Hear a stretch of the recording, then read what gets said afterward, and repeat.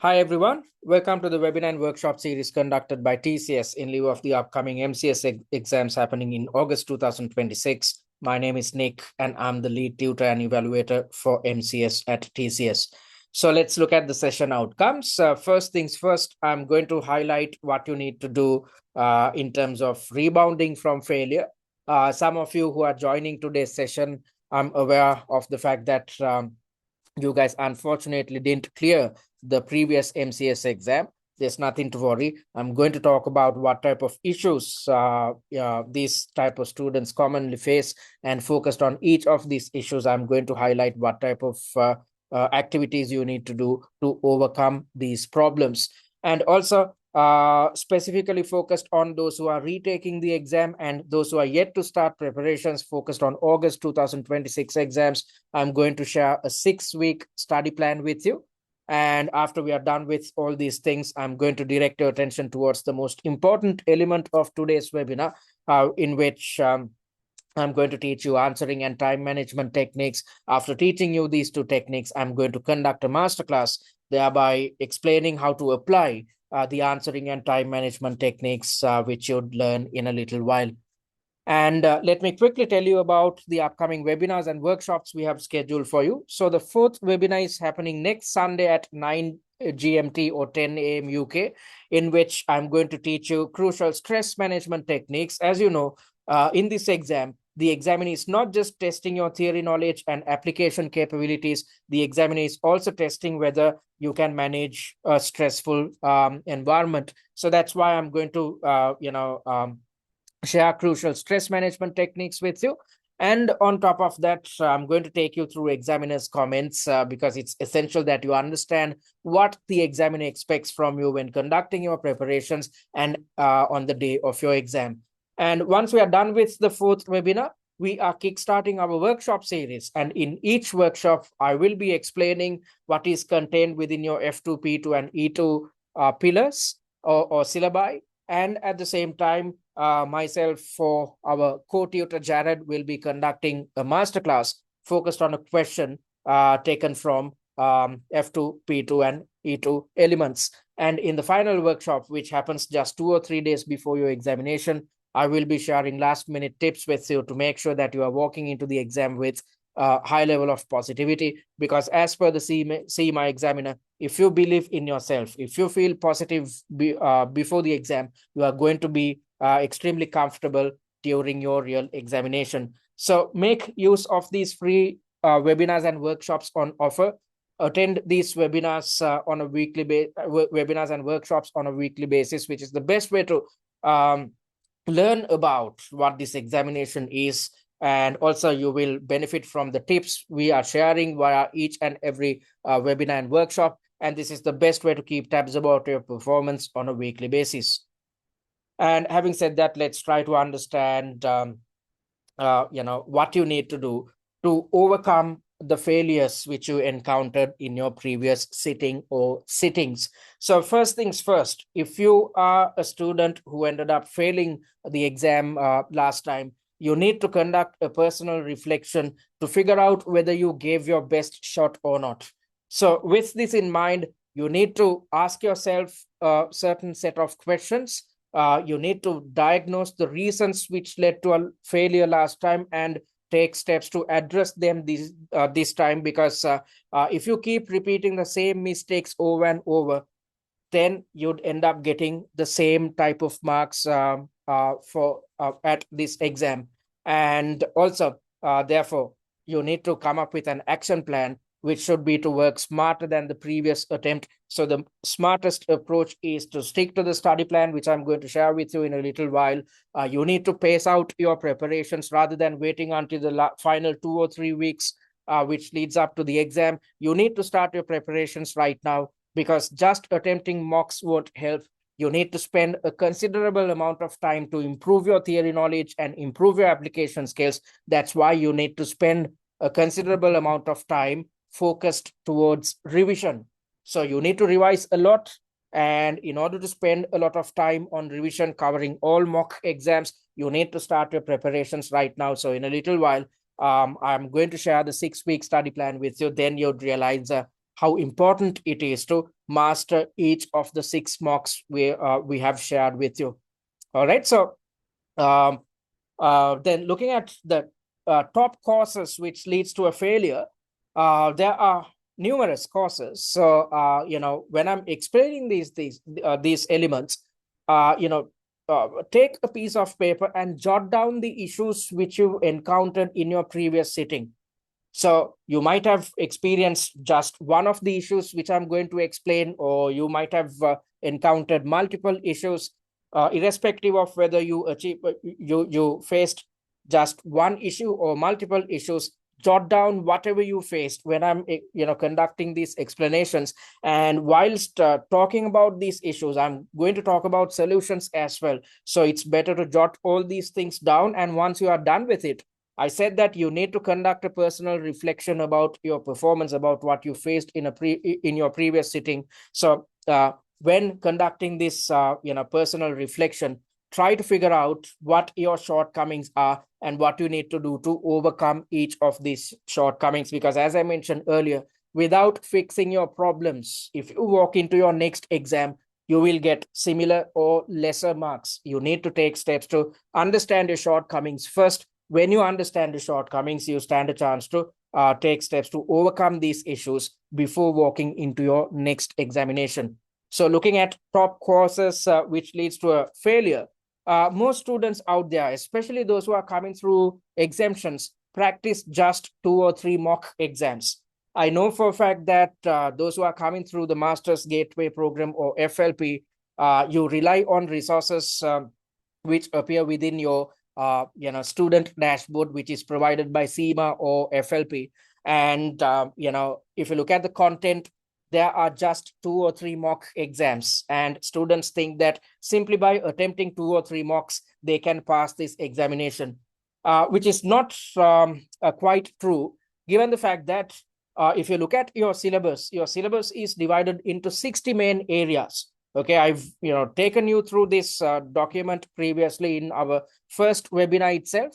So if you look at the syllabus content concerning P2, E2, and F2, there are various different concepts, as you can see here. And all these concepts in total come up to 60. So you need to cover all these 60 syllabus areas when conducting your preparations, because during the exam, any of these 60 areas can be tested. So when you rely on just 2 or 3 mock exams, you are getting ready to face just 25 to 30 syllabus areas, whereas at the exam, as I mentioned earlier, any of the 60 syllabus areas can be tested. So if you look at past exam variants or past papers, you would have realized that the examiner develops 6 different papers, 6 different variants focused on a single pre-scene. Why is the examiner developing 6 papers with the prime intention of covering the entire syllabus, which consists of 60 syllabus areas? So when conducting your preparations, your job should be to cover all 60 syllabus areas, and there is no way to cover all 60 when you are just attempting 2 or 3 mock exams, because only 25 to 30 subtasks or 25 to 30 syllabus areas can be contained within just 2 or 3 mock exams. So this is the prime reason which leads to a failure, especially if you're coming through an exemption route. Definitely you will have knowledge gaps. You need to take steps to overcome these issues. Learn all conceptual elements, learn all 60 conceptual elements before walking into the exam. Not just learn, you need to figure out how to apply the knowledge which you have gained via E2, F2, and P2 concerning the same 60 syllabus areas. So that is why you need to take steps to attempt 6 mock exams with the intention of covering the entire syllabus, because that's exactly what the CIMA examiner intends you to do. That's why the examiner is developing 6 papers based on a pre-scene. You need to replicate a similar methodology when conducting your preparations to ensure that you are covering all syllabus areas and you are ready to face anything during your exam. And also, the issue is practicing just 2 or 3 mock exams, and already you know the solution. The solution is to attempt and conduct preparations based on 6 mock exams just this time, just like what the CIMA examiner expects you to do. And secondly, most students read through questions and suggested answers without attempting mock exams or without spending time to revise. So when you read something, you will understand the logic behind each answer. Something will go into your head, but you won't remember everything in depth beyond 2 to 3 days. So this is going to be extremely problematic during your exam. If you had attempted MCS previously, you know what I'm talking about. When you start your preparations just 2 or 3 weeks before the exam, you do not have time to attempt all mock exams. You do not have time to revise. Therefore, there's a tendency for students to attempt just 1 or 2 mock exams and then read the rest. Simply read the mock exams and the suggested answers. So when you do so, you won't gain an in-depth understanding of how to approach each conceptual element. And when this is the case on the day of the exam, you would remember the fact that you saw a mock exam, you saw a certain a question which appeared within a mock exam, but since you do not have a sound understanding of how to tackle such a question, you struggle as well as panic during the exam. So just because you read something, you are not going to remember it on the day of the exam. Your job when conducting your preparations is to gain a clear understanding of the exact answer points you should include concerning each of the 60 syllabus areas contained or tested at your exam. So that is why you need to take steps to develop answer plans after attempting each mock exam. So you will understand what answer plans are in a little while, because I said that I'm going to conduct a masterclass after teaching you answering and time management time management techniques. So when doing so, when conducting this masterclass, I will be taking you through one of the answer plans which we have developed focused on mock number 1. Okay, so after attempting each mock exam, you need to take steps to develop answer plans on your own with the prime intention of solidifying your understanding about how to approach each conceptual element, because your exam is going to be extremely easy if you can remember the exact points which you need to include under each syllabus area. That is why simply reading the suggested answers won't help. Instead, you need to go a step further and take steps to develop answer plans on your own. If you are, after developing your answer plans, when you compare them to TCSs, if you feel that your answer plans are not still up to par, you need to keep repeating this process. You need to keep redeveloping answer plans over and over until you are satisfied about the fact that you are in a position to replicate TCS's answer plans on your own. If so, you will remember how to approach each of the 60 conceptual elements on the day of the exam. And if you replicate the same points at your exam, you are going to get full marks for each subtask. And also, looking at the third problem, students are unaware of an appropriate answering technique. And when this is the case, students end up wasting time unnecessarily. And therefore, when you run out of time, you won't get good marks. And at the same time, when you come up with rushed answers or half-hearted answers, you are going to end up losing a lot of marks. So that is why you need to stick to an appropriate answering technique. If you get this right, you are going to fix your time management related issues as well. So I'm going to, in a little while, teach you both these two techniques, answering and time management, and commenting about how typical students develop their answers right after reading through the scenario. They start typing their final answer in paragraph form. And halfway through the answer, since they have not spent some time to plan out their answers, halfway through the answer, students realize that the answer is inaccurate, or the answer is not too aligned with the requirement.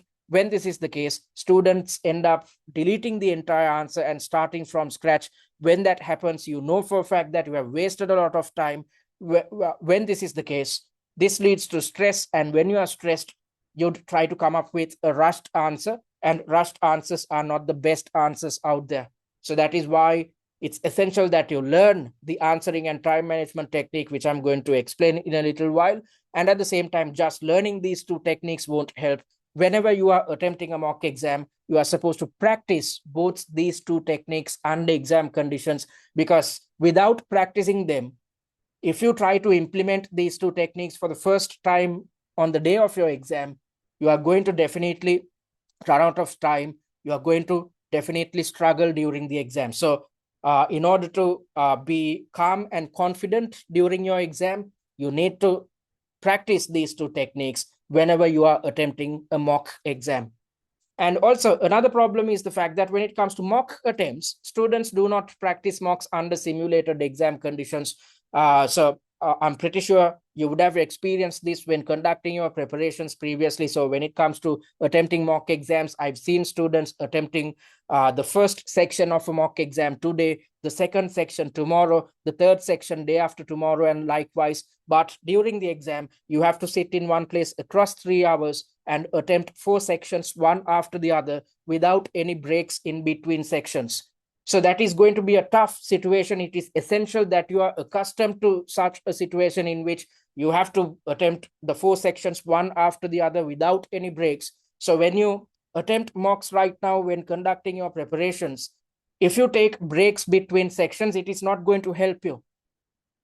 Since it is going to be tough during the exam, you need to replicate a similar situation when attempting each of your mock exams. Then you will encounter the type of stresses as well as anxieties you'd face when you are sitting in one place for 3 hours at a stretch.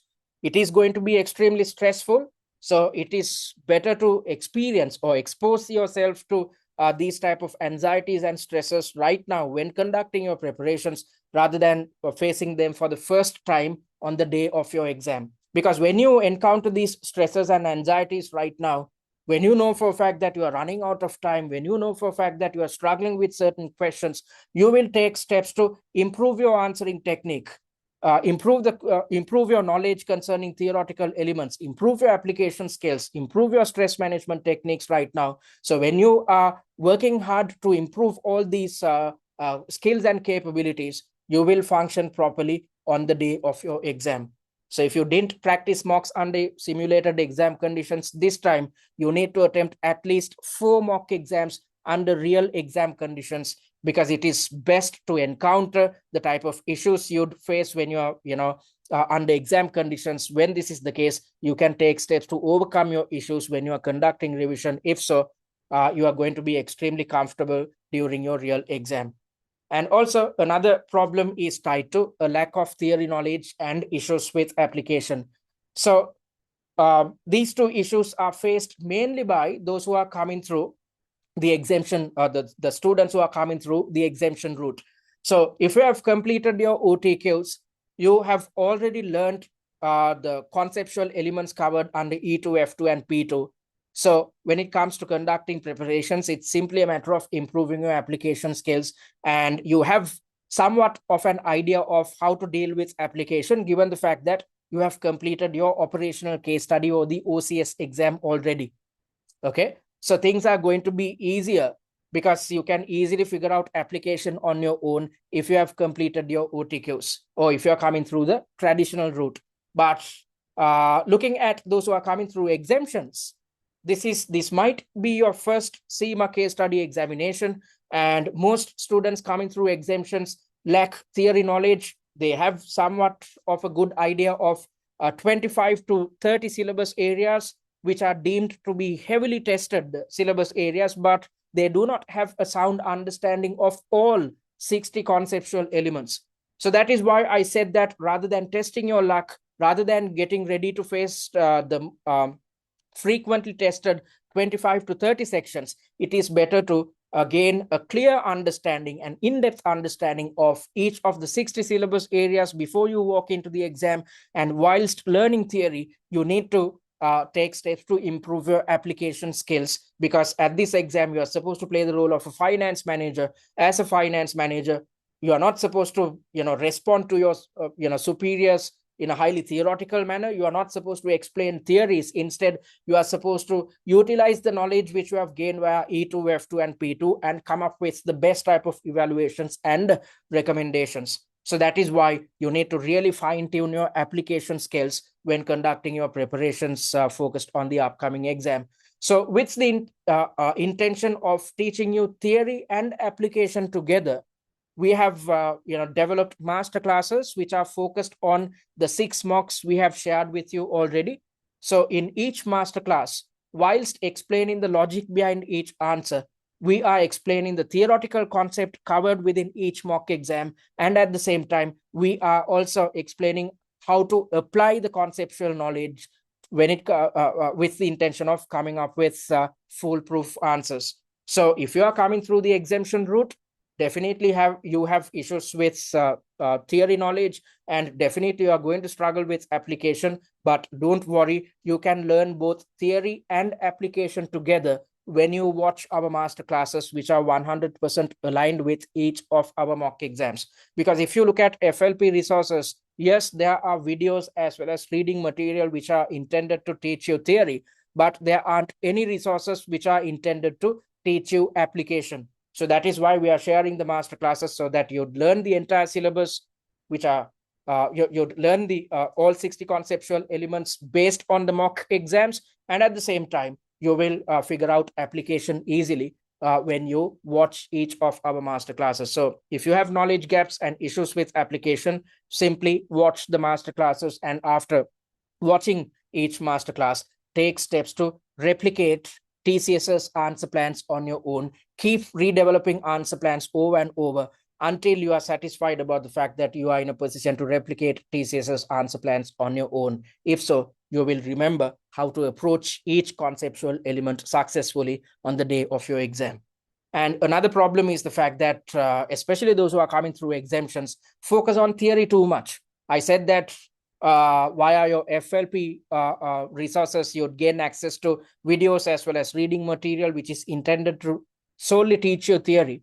And after attempting a mock exam, sometimes students have a tendency to revisit theoretical concepts, read through their past notes, or read through their study texts, rather than really focusing on improving their answering technique, improving their answer plans or answer structures. So there's absolutely no point of focusing on theory too much, because yes, you need to learn theory contained within all 60 conceptual elements, but revisiting theory over and over won't help, because in this exam, your application skills are tested.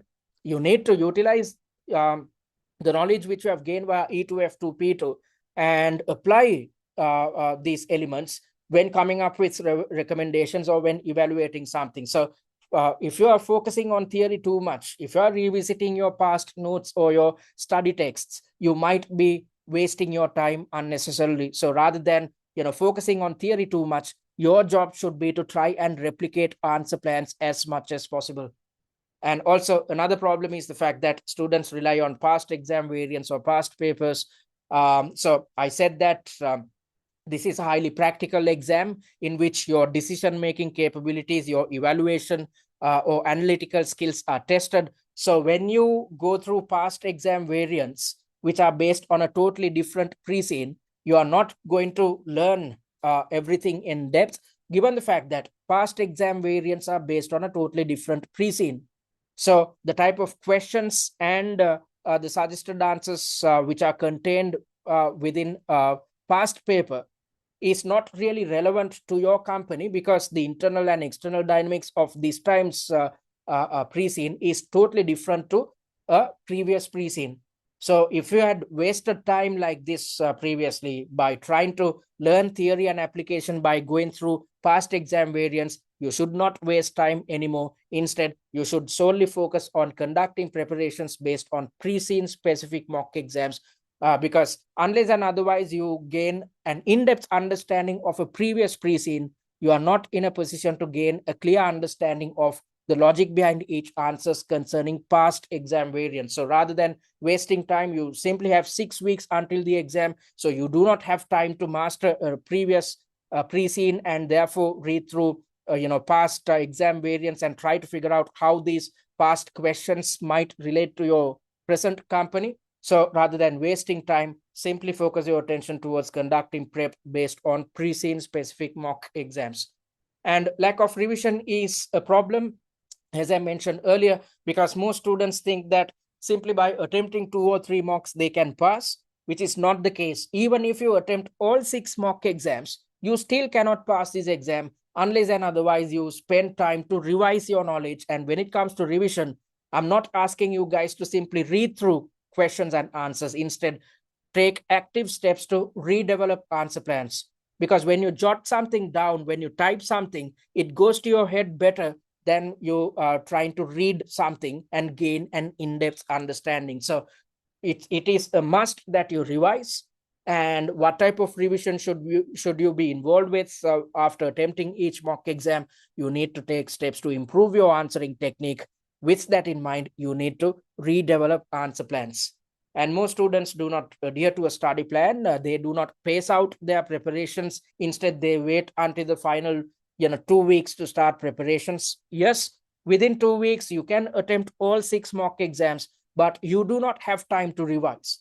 I said that it is essential that you revise, because revision is the most important element which would ensure that you would pass comfortably in your upcoming sitting. So if you do not stick to a study plan, definitely you are forced to start preparations just a week or two before your exam. When this is the case, whilst you'd have time to attempt the mock exams, you won't have time to revise. If you do not revise, you cannot pass this exam.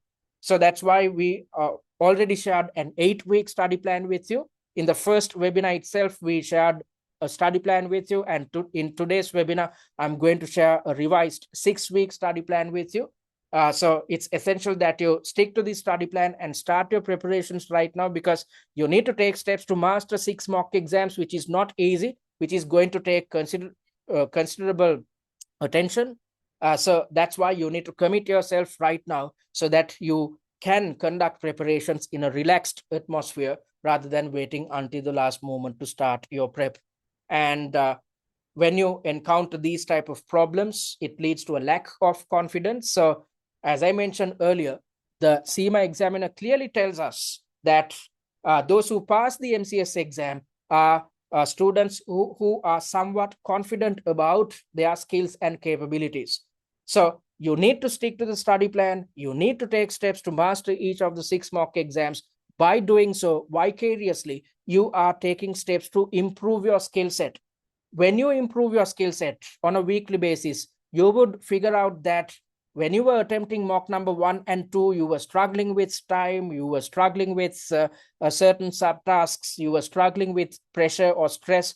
But by the time you are in mock number 4, you will feel that your knowledge levels have improved, your application capabilities have improved, therefore your answering technique has improved. You would understand that you are not running out of time anymore. You would understand that you are not encountering a lot of pressure anymore. Even if you encounter stress, you know how to overcome all these stressful situations. So when you come to this realization, it leads to confidence.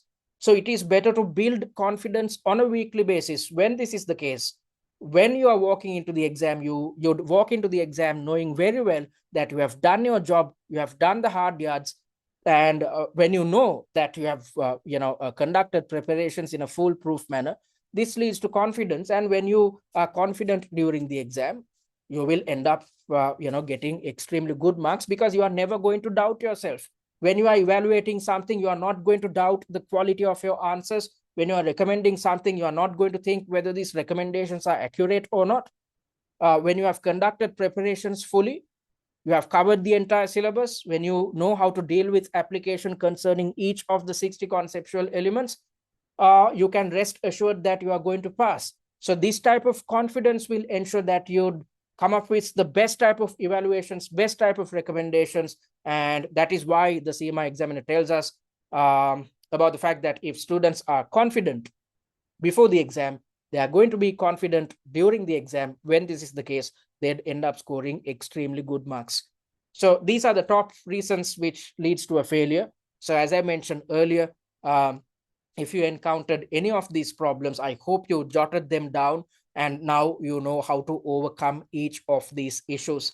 And that is why you need to stick to the study plan and take steps to master the 6 mock exams in the upcoming 6 weeks, because you can easily pass this exam within just 6 weeks. That's exactly what the CIMA examiner expects from you, because whenever a new pre-scene is released, from the pre-scene release date until the exam, there is just 6 weeks, which indicates the fact that the examiner expects you to prepare within just 6 weeks. So you have a similar time frame leading up to your next exam. So if you stick to the study plan, if you start right now, you will learn all 60 conceptual elements. You will significantly improve your application skills. And when you practice mocks under exam conditions, you will improve your answering, time management, and stress management techniques. And once you have covered all these things, on top of that, when you spend considerable amount of time on revision, when you watch master classes, when you take steps to redevelop answer plans, you can walk into the exam knowing the entire syllabus and knowing very well how to deal with application. And when you are confident during the exam, you'd get extremely good marks. All right. So having said that, I'm going to direct your attention towards the 6-week study plan. Okay. Give me a second, please.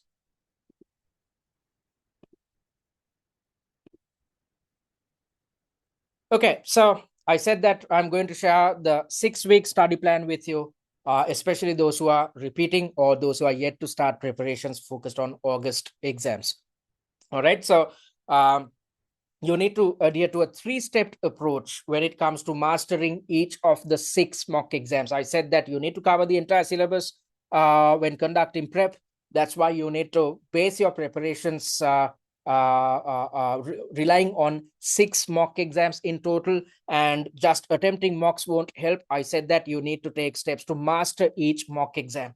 Okay, so when it comes to mastering each mock exam, you need to stick to a 3-step approach. So step number 1 is to practice. So you need to practice each mock exam under exam conditions.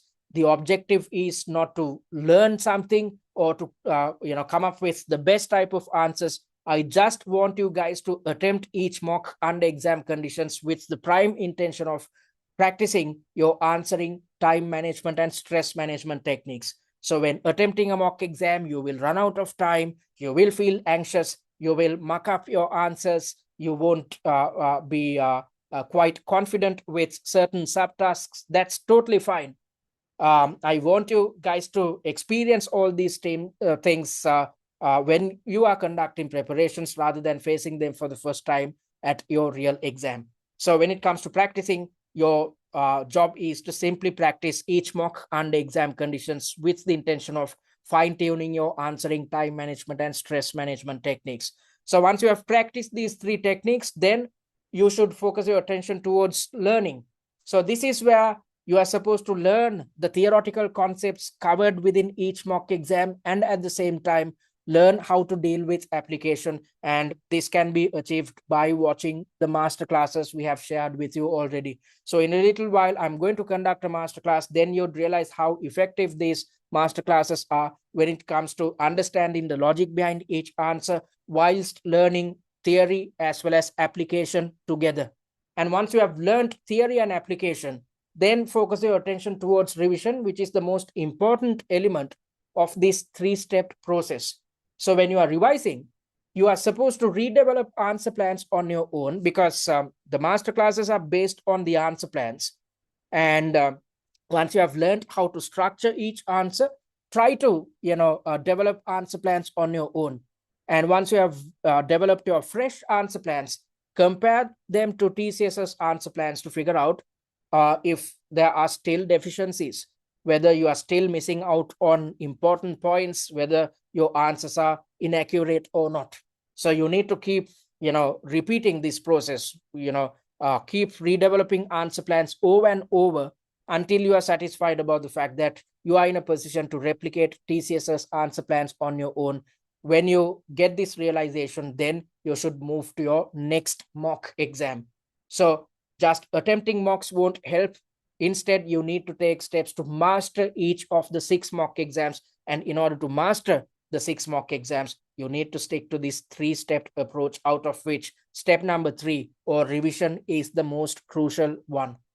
Okay, so let's try to figure out how we are supposed to adhere to this 3-step approach when it comes to mastering the 6 mock exams in the upcoming 6 weeks. So you need to first watch the pre-scene analysis videos, because without understanding the internals and externals as well as the financial situation of your company, there's absolutely no point of attempting mock exams, Because as I mentioned earlier, you are playing the role of a finance manager. As a finance manager, whenever you are evaluating something or whenever you are coming up with recommendations, you need to have an understanding of how your evaluations are aligned with the internals of your chosen company and how your recommendations are going to impact the internal dynamics of Cartn, your chosen company. So that is why you have to kickstart your preparations by watching pre-scene analysis videos, which is going to take 3 hours of your time. Once you are done with it, then you need to kickstart your prep by attempting mock exams or taking steps to master mock exams by adhering to the 3-step approach, which I highlighted earlier. So that's exactly what you can see here. Within week number 1, you are supposed to master mock number 1. And in week number 2, you are supposed to master 2 mock exams, namely mocks 2 and 3. Similarly, in week number 3, you are supposed to master again 2 mock exams, mocks 4 and 5. And in week number 4, you are supposed to master just the final mock exam, which is mock number 6, by adhering to the same 3-step approach, which I explained a while back. And week number 5 should be dedicated towards revision. This is the week before your exam, in which you are supposed to redevelop answer plans focused on the 6 mock exams, because closer to the exam, it's better to remind yourself about how to approach each conceptual element, the exact points which you need to include concerning each of the 60 conceptual elements, because when you are doing this, it's as if you are going through the entire syllabus one last time right before walking into the exam. And during the exam week, which is your final or the 6th week, you are supposed to simply read through the answer plans of all 6 mock exams, reminding yourself about how to approach each conceptual element, reminding yourself about how to deal with application. You are not supposed to develop them because you have done all the hard yards by the end of the 5th week. In the 6th week, I want you guys to relax. That's why I'm expecting you guys not to attempt any mock exams, watch master classes, or redevelop answer plans. Simply read through the answer plans concerning all 6 mock exams, going through the entire syllabus and reminding yourself about how to deal with application, and stop work a day or 2 prior to your exam. Sleep, eat, and rest well, because I want you guys to be calm and composed before the exam, because as I mentioned earlier, the CIMA examiner tells us those who are confident, calm, and composed before the exam are going to function really well on the day of the exam. So put in all the hard yards. Do not wait until the last moment to start, because 90% of the students out there start their preparations just 2 weeks before the exam. But if you stick to the study plan, in the final 2 weeks, you are only involved with revision. So when all other students are scrambling for time, when they're trying to do everything under the sun, when they're stressed too much, you are actually relaxing because you have done all the hard yards in the first 4 weeks or in the upcoming months, which will ensure that the final 2 weeks can be dedicated simply towards revision. I want you guys to be relaxed before the exam, to be relaxed on the day of the exam. So I hope you guys will stick to this 6-week plan. I will be sharing this via the WhatsApp group after this webinar. Start preparations right now, because as you can see, if you do not start preparations right now, you are definitely going to run out of time. When you run out of time, you are not in a position to stick to the 3-step approach when attempting each mock exam. Even after having access to our mocks, even after having access to our resources, if you wait until the last moment to start, you won't attempt all 6 mocks. You will just attempt 2 or 3. You won't watch all the master classes, and you won't take steps to redevelop answer plans, simply given the fact that you do not have enough time to spend on studies. I know for a fact that you are involved with your corporate lives. You might be running your own business, and on top of that, you need to think about your family as well. So on top of all these daily routines, you need to spend some time towards education. So don't wait until the last moment. Start right now so that you can easily pace out your preparations. If so, you'd walk into the exam knowing the entire syllabus, knowing how to deal with application, and with an extremely good level of confidence. And if so, you'd function properly on the day of your exam. Okay, so that's our 6-week plan. And then I'm going to direct your attention towards the answering and time management technique. I'm going to teach you both these two techniques in combination. All right. So when it comes to approaching each question, approaching each mock exam, or the 4 sections contained within each mock exam, you need to stick to this 5-step approach. So first things first, you are supposed to read through the scenario. So if you look at a typical question which will be thrown at you on the day of your exam, you will usually see an email via which the examiner is sharing some insights about a situation your company is facing at the moment. It could be about some type of an opportunity your company is trying to exploit, or it could be about some type of an issue your company is facing at the moment. So if you look at this question, there is a scenario and there are 2 different requirements, subtask A and B. And on top of that, some additional information is shared with you via a reference material. Okay, so those who have completed their exams previously or done their MCS exams, they know what I'm talking about. This is exactly how your knowledge is tested. Okay, so taking the first 5 minutes of each section, you are supposed to read through the entire scenario. I don't mind even if you take 7 minutes, but you should not take beyond 7 minutes, because if you do so, you are definitely going to run out of time. So the time allocation per section is 45 minutes. So in each section, the first 5 to 7 minutes should be dedicated towards reading. So if you are not in a position to read through this entire scenario and the reference material within just 7 minutes, then it appears that there's a problem concerning your reading speed. If that is the case, you need to practice reading on a daily basis. So dedicate 30 minutes of your time and read something on a daily basis, because you have 6 weeks until the exam. If you read on a daily basis, if you spend 30 minutes on a daily basis to practice your reading, then by the time you're walking into the exam, you will have the capability to read through the entire scenario within just 5 to 7 minutes. So because the only way to improve your reading is to practice reading. So if you are falling behind, you have to start from tomorrow and practice reading by dedicating 30 minutes of your time on a daily basis. So you are supposed to read through the scenario, and after you have read through the scenario, then before you develop the answer plan, you are supposed to reiterate each requirement in your own words in a concise manner. Why are you supposed to reiterate the requirement in a simple manner, with the prime intention of gaining a clear understanding of what you're expected to cover in your answer? So you need to gain a clear understanding of each requirement. That is why you are supposed to simplify the requirement in your own words. When you do so, you are taking the first steps to ensure that you are prepared to develop an answer which is aligned with the requirement.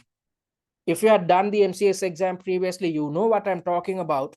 Some requirements are quite lengthy. So if you look at this requirement, this goes for 3 sentences. First, advise the board on the approach that should be taken to successfully negotiate the acquisition of PTS. So this is the first part of the requirement. You should advise the board about the approach to be taken to successfully negotiate the acquisition of PTS with the owners for a full acquisition. Please also discuss the challenges associated with the negotiation. This is the second part of the requirement, and negotiation process and your suggestions to overcome these challenges. This is the third part of the requirement. So although this comes as a single requirement, this requirement is divided into 3 main parts. So if you do not take steps to gain a clear understanding, if you do not take steps to simplify this requirement, you might address the first element of the requirement, but you'd forget to address the 2 remaining elements, because as I mentioned earlier, this requirement is divided into 3 main parts. When you are operating in an exam environment, when you are under stress, when you're operating in a time pressured environment, you might forget about what was contained within the requirement. Therefore, you'd only address the first part of the question, forgetting about the remaining 2 parts. So that's why I want you guys to simplify each requirement in your own words, with the prime intention of gaining clarity of what your requirement is all about.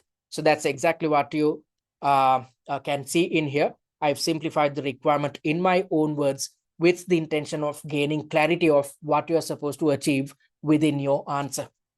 Okay, so that's the second step as per our answering technique. Reiterate each requirement in your own words in the most simplest manner with the prime intention of gaining clarity. And secondly, when you simplify the requirement, it helps you when it comes to planning your answer. So let's assume you are halfway through planning your answer and you need to check whether you are developing an answer which is aligned with the requirement. You can easily do so when you have a simplified version of the requirement rather than having to read through an extended requirement. So the second step, as per our answering technique, is to simplify each requirement in your own words. And once you have simplified the requirement, then focus your attention towards developing headings and subheadings. And per subtask, you need to develop a main heading. So if you look at this question, there are two subtasks in total, subtask A and subtask B. You are not supposed to name these subtasks at your exam. Instead, when it comes to developing answers, come up with a main heading per subtask.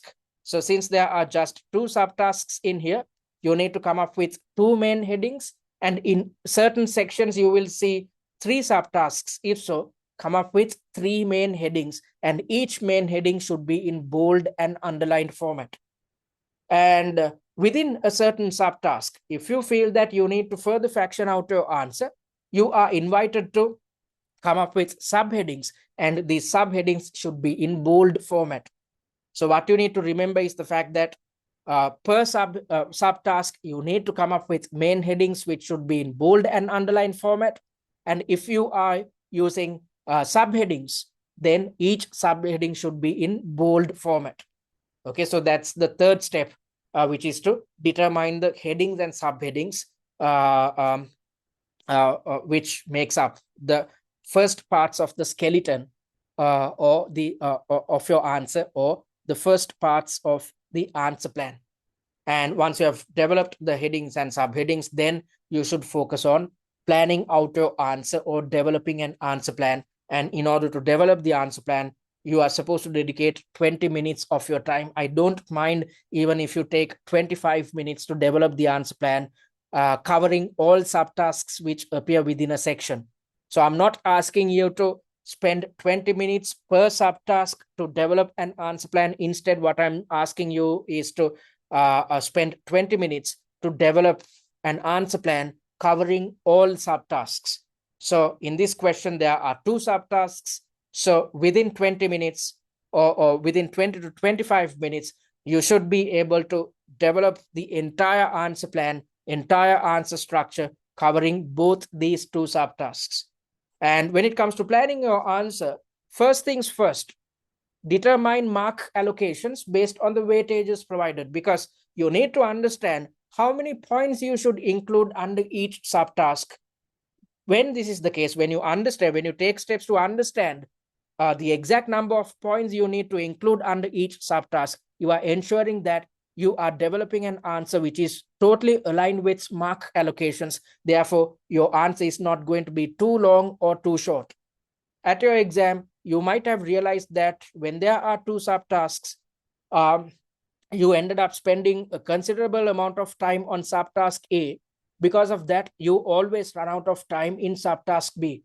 So in order to avoid this, our recommendation is to ensure that you develop an answer which is totally aligned with mark allocations. And the mark allocations can be determined by looking at the weightages provided. So look at the weightages provided, which is 50% each. As you know, in each section, in a total of 37.5 marks are contained. So if you look at section number 2, the total mark allocation is 37.5 marks per section. So the weightage provided in here for subtask A is 50%. So 50% of 37.5 marks come up to 18.75 marks in total. And similarly, The weightage for the second subtask is also 50%. Therefore, the total mark allocation is 18.75 marks. Then let's look at section number 3. The weightages are quite different.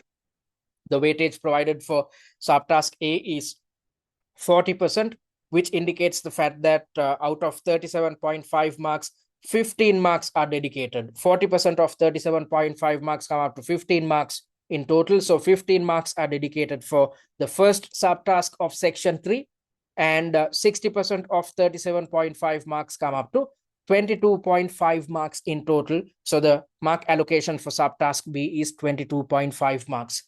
So based on the weightages, you are supposed to determine mark allocations. Once you have understood the mark allocations, then you are supposed to determine how many answer points you need to include in your answer. That can be determined given the fact that each valid point carries 2 or 3 marks. You are supposed to divide these marks by 3 as well as 2. Let me explain this in depth. So if you look at subtask A in here, the weightage provided is 40%. Based on this weightage, we understood that 15 marks are dedicated in total. As I mentioned earlier, each valid point will carry 2 or 3 marks. So divide 15 by 3, assuming that each point will carry 3 marks. You will get an answer which is 5. Again, divide 15 by 2, assuming that each valid point will carry 2 marks. Then you get an answer which is 7.5, which can be rounded up to 8 marks in total. So if you include 5 to 8 valid points concerning the answer for subtask A, then you will get full marks.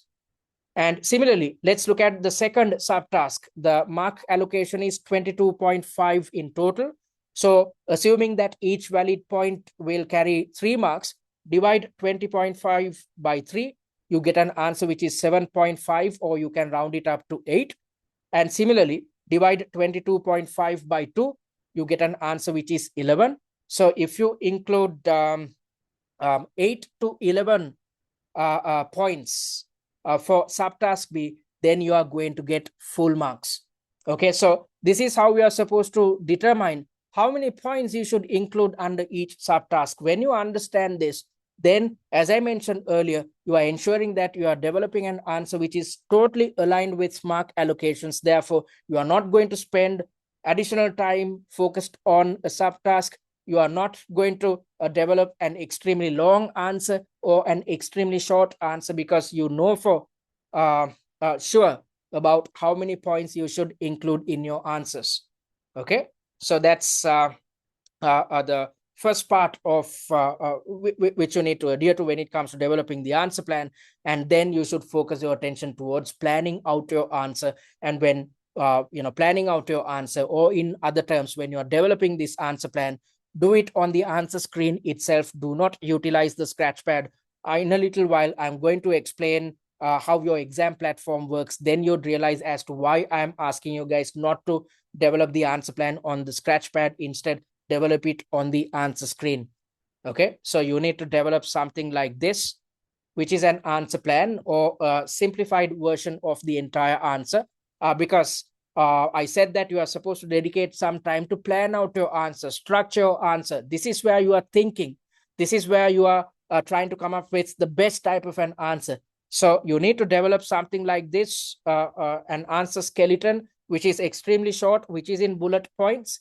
And then once you have finalized the answer, once you have planned out your answer, your final step is to expand your answer plan, taking the final 15 to 20 minutes. And when it comes to expanding the answer plan, it's simply a matter of developing a paragraph per answer point. So your final answer should look something like this. So as you can see, the answer plan is in bullet points. You are supposed to come up with a skeleton when you are planning your answer. But when it comes to finalizing your answer, your final answer should look something like this, which should be in paragraph form, which is quite easy. It's simply a matter of connecting each of the points which you have highlighted in your answer plan by coming up with filler words. So connect each of these points, thereby forming paragraphs. You need not type paragraphs from scratch. Simply take steps to connect each of these points using filler words, thereby forming paragraphs. So your final answer should look something like this. So that is the answering technique. Although you have learned this, you are never going to be able to develop an answer plan within 20 minutes when you're attempting it for the first time. When you attempt this technique for the first time, definitely you are going to take 35 to 40 minutes. That's totally fine. You will feel frustrated with yourself. You will feel that this answering and time management technique is actually not working out properly. You will feel that you are a weak student or there's something wrong with you. That's why I said that initially I said at the very beginning of this session, I said that in order to get your bearings with these two techniques, answering and time management, you need to keep practicing. So that's why I want you guys to attempt at least 5 mocks under exam conditions, because when you keep practicing this technique over and over across the sections, 4 sections contained within each mock exam, by the time you are walking into the exam, you have practiced these techniques at least 20 times over, which is enough and more practice to get things right, to structure your answers properly, to manage your time properly during your real examination. So these are the steps which you need to adhere to when it comes to planning out your answers. And digging deeper, as I mentioned earlier, you need to develop a main heading per subtask, and each main heading should be in bold and underlined format. And you are also welcome to use subheadings. And if you are utilizing subheadings, these subheadings should be in bold format. And the typing speed expected by the CIMA examiner is 20 words per minute. So if you are falling behind, then you are never going to manage time. So that's why you need to actually, just like I said, you need to practice your reading if you're falling behind. Then when it comes to typing, if you feel that your typing speed is not up to par, on a daily basis, dedicate 30 minutes of your time and type something. Purchase a newspaper and type what appears on the newspaper on your computer or your laptop, because just like reading, the only way to improve your typing speed is to practice typing. Okay, so if your typing speed is not up to par, practice typing on a daily basis. And I said that you need to finalize your answer in paragraph form, and each paragraph should ideally consist of 2 to 4 sentences, nothing more than that. And do not spend time on formatting. The only type of formatting you have to be considerate about is the fact that you need to have headings in bold and underlined format and subheadings in bold format, and you need to develop a paragraph per answer point. Other than that, you are not going to get any marks tied to formatting. And also, always remember to focus on quality, not quantity. I've seen so many tutors out there saying that in order to score an X amount of marks, you are supposed to type an X amount of words, which is inaccurate. Just because you come up with a lengthy answer, you are not going to get marks unless and otherwise you have really focused on addressing the requirement. You have covered all answer points when approaching each conceptual element, and you have taken steps to deal with application. So you are going to get marks for quality. And if you look at how your markers are going to mark your paper, I said that the CIMA examiner is trying to replicate a real life corporate environment. So in a real life corporate environment, when you receive an email from someone, when you are responding to it, are you ever going to think about the number of words which are contained within your response, or are you going to look at whether you have addressed the requirement properly and whether you have covered all the information contained within the scenario? You are going to look at the relevance of your answer, relevance to the requirement, relevance to the email which you received from your superior, rather than thinking about how many words you have included in your response. Similarly, in this exam, you are not going to get marks just because you have typed an X amount of words. Instead, you are going to get marks based on the quality of your answer. That's why you need to take steps to fine-tune your answering technique, because when approaching each of the 60 conceptual elements, you need to understand the exact answer points you need to include in your answers to get full marks. So that is why I said that revision is crucial. You need to take steps to, after attempting each mock exam, you need to take steps to try and replicate these answer plans on your own. with the intention of perfecting your understanding, cement your understanding about each of the 60 conceptual elements. If so, you are in a position to come up with the same points on the day of the exam successfully. Okay. This is primarily given the fact that the mark is going to look at the quality. That's why you need to fine tune your answering technique, not the quantity. All right, so that's the answering technique. So I'm going to explain how to implement these two techniques in a little while whilst I'm conducting the masterclass. Before we do so, let me quickly tell you what we offer at TCS. So I'm on the MCS page. If you are yet to create a free user account, click on this button and create one. Once you have created a free account, you'd gain access to our student dashboard and click on my courses. And in front of MCS free, you'd see an access content button. Click on it. Once you click on it, you'd gain access to the recorded versions of the weekly webinars and workshops we conduct. And under the study material tab, you'd gain access to the pre-seen mind map, the answer plan of mock exam 1, and the syllabus coverage document. And via the mocks tab, you'd gain access to the questions and suggested answers of mock exam 1, which is our free mock exam.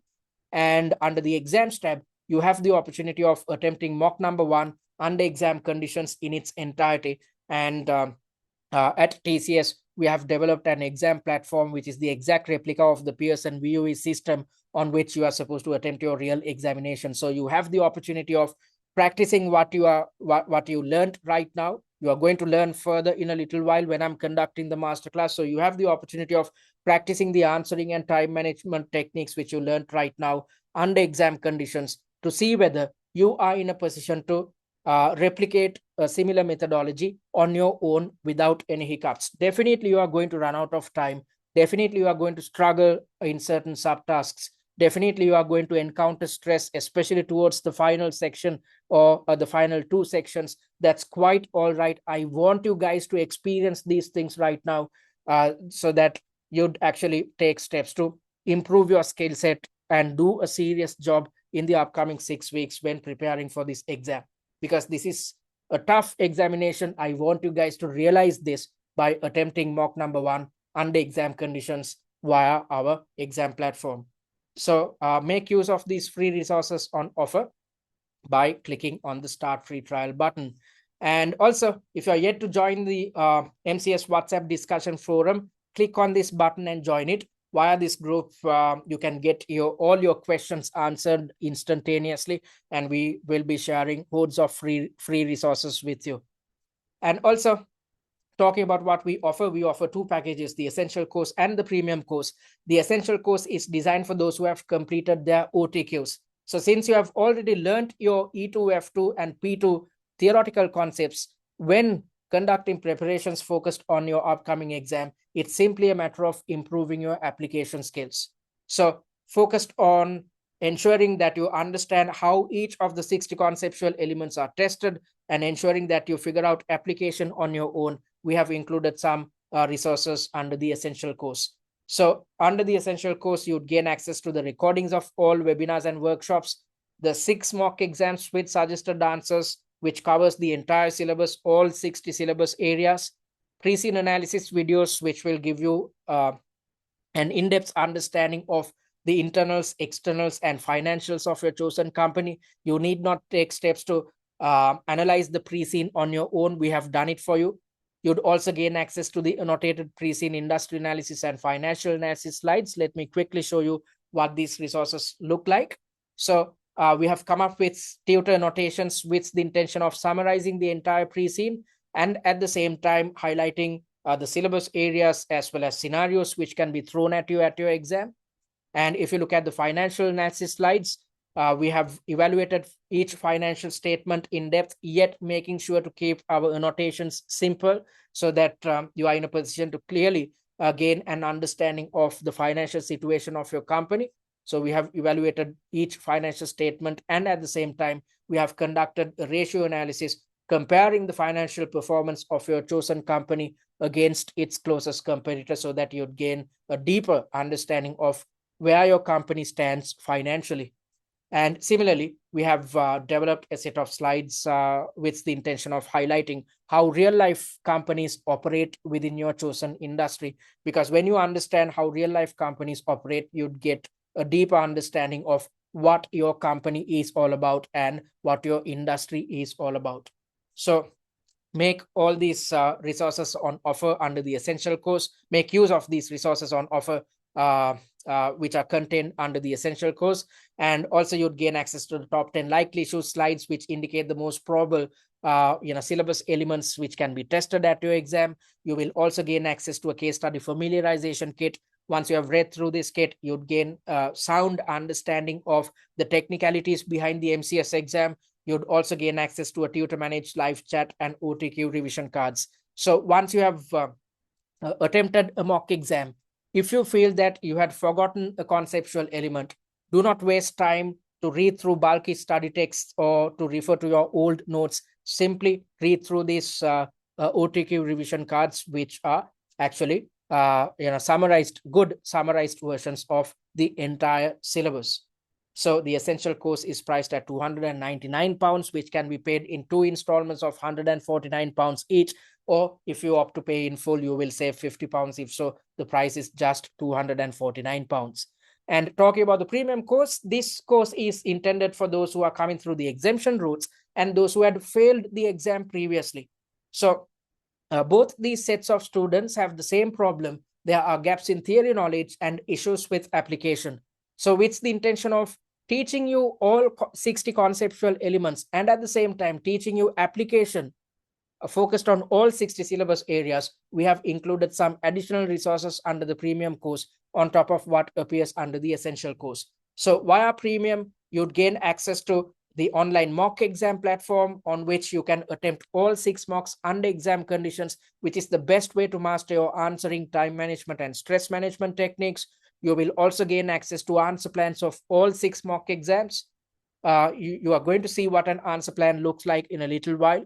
And these answer plans are going to be extremely crucial when you are conducting revision, because as I mentioned at the very beginning of this session, when you are revising, your job should be to try and replicate TCS's answer plans on your own.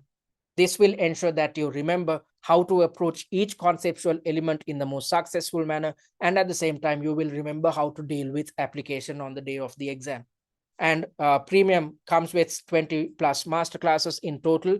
So you are going to experience what a masterclass looks like in a little while, because I'm going to, when explaining the answering and time management techniques, I will be conducting a masterclass.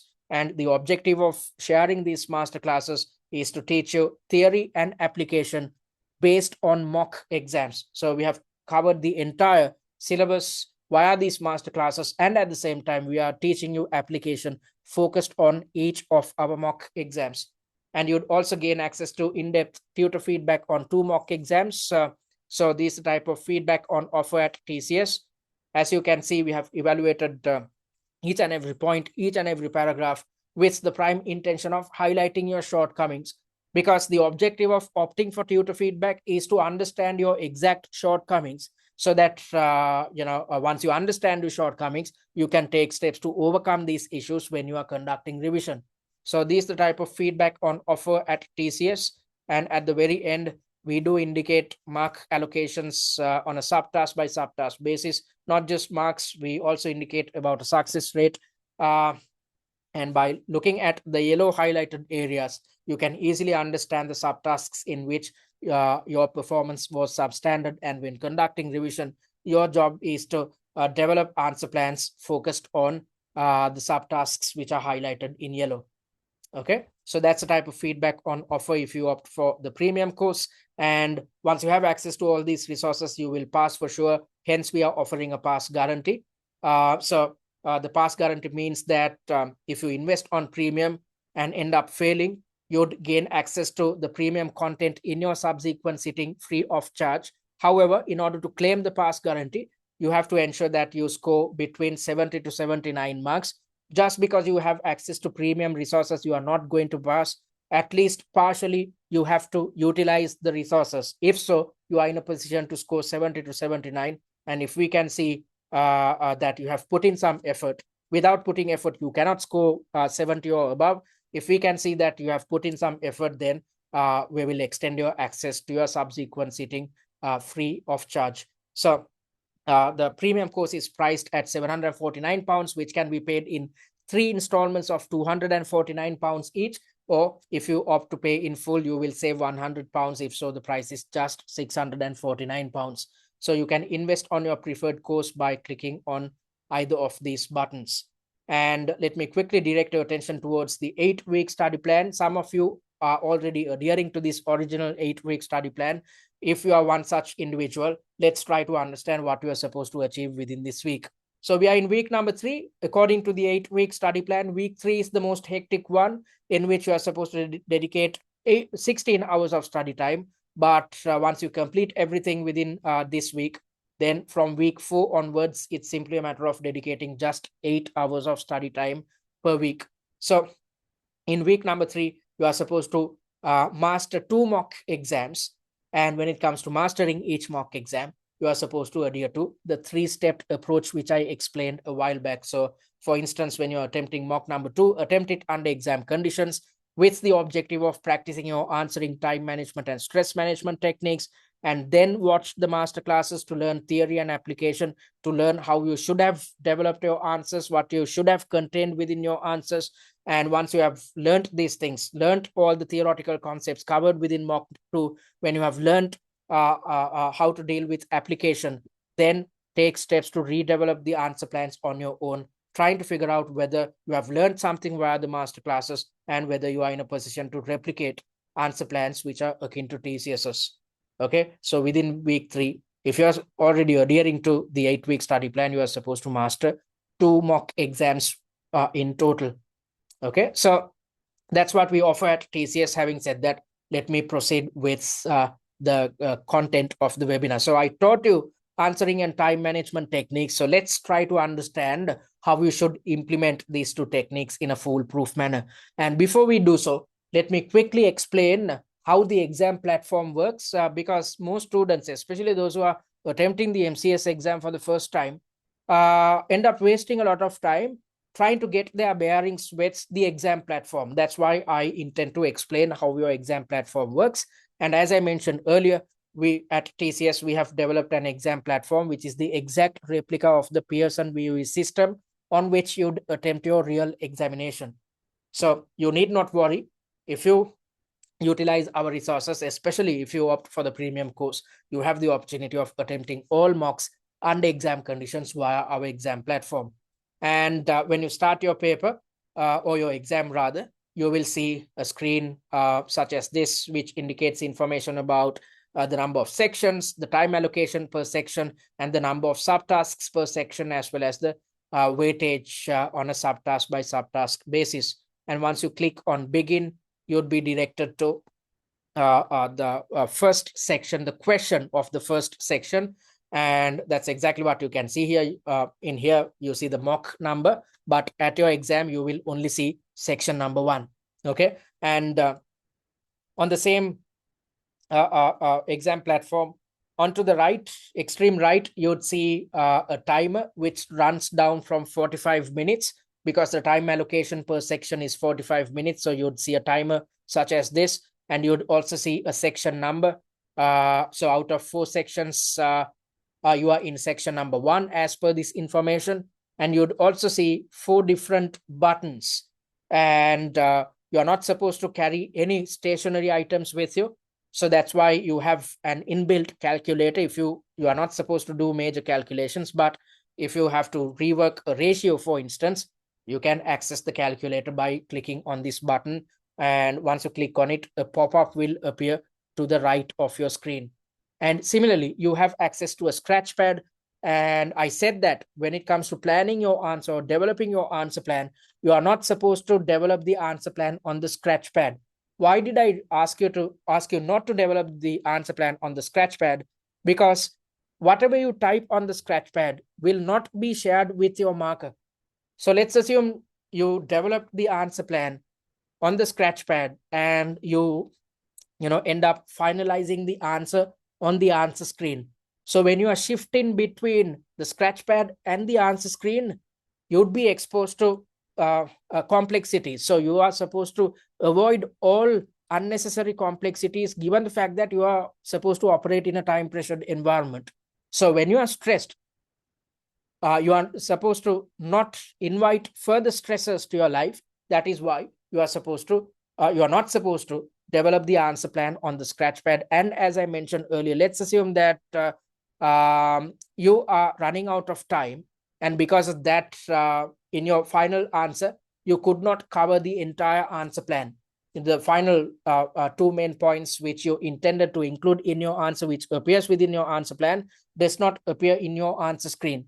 When this is the case, you are not going to get any marks. So why am I saying this? Because as I mentioned earlier, if you develop the answer plan on the scratch pad, what is contained within the scratch pad will never be shared with your marker. Instead, take steps to develop the answer plan on the answer screen itself. When you do so, the marker will at least see the bullet points which you intended to include in your answer. And if your marks are on the fence, let's assume once the mark has finalized your marks or computed your marks, you get something like 78. The marker will go through your answer once more.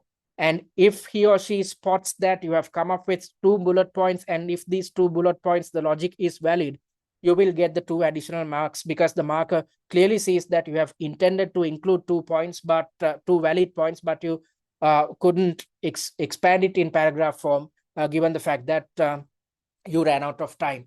So you have these type of opportunities. So don't avoid these opportunities by developing the answer plan on the scratch pad. Use the scratch pad if you really want to jot something down whilst you are reading through the scenario. So if you want to summarize the scenario, utilize the scratch pad. Other than that, do not use this scratch pad to develop your answer plan during your exam. And you'd also see a reference material button and a pre-seen button. So whilst you are on this screen, whilst reading through the requirement or the question or the scenario, once you click on the reference material button, a pop-up will appear to your right, which contains the additional information. So within the same screen, you have access to both the requirement and the reference material. Similarly, if you want to gain access to the pre-seen, click on the pre-seen button, and you'd gain access to your relevant pre-seen, which again appears as a pop-up to the right of your screen. Okay, and once you click on next, you'd be directed to your answer screen. And when you're on the answer screen, if you look at the user interface, it's quite similar. You'd see the timer.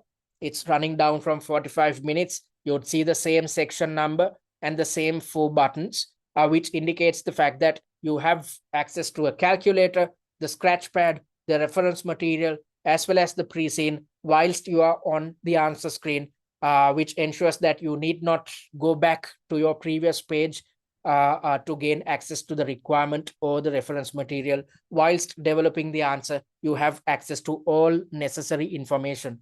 So once you click on the reference material button, a pop-up will appear to your right. Similarly, when you click on the pre-seen button, you'd see 2 tabs, which is named as pre-seen and task.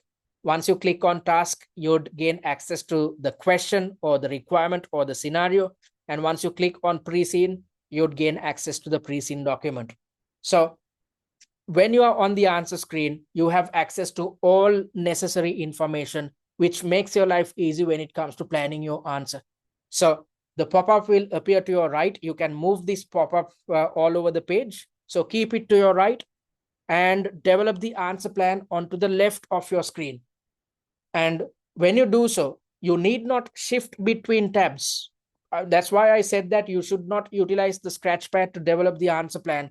Develop the answer plan on the answer screen itself. When you do so, whilst developing the answer plan, you can gain access to the reference material if needed. You can gain access to the requirement or the scenario if needed.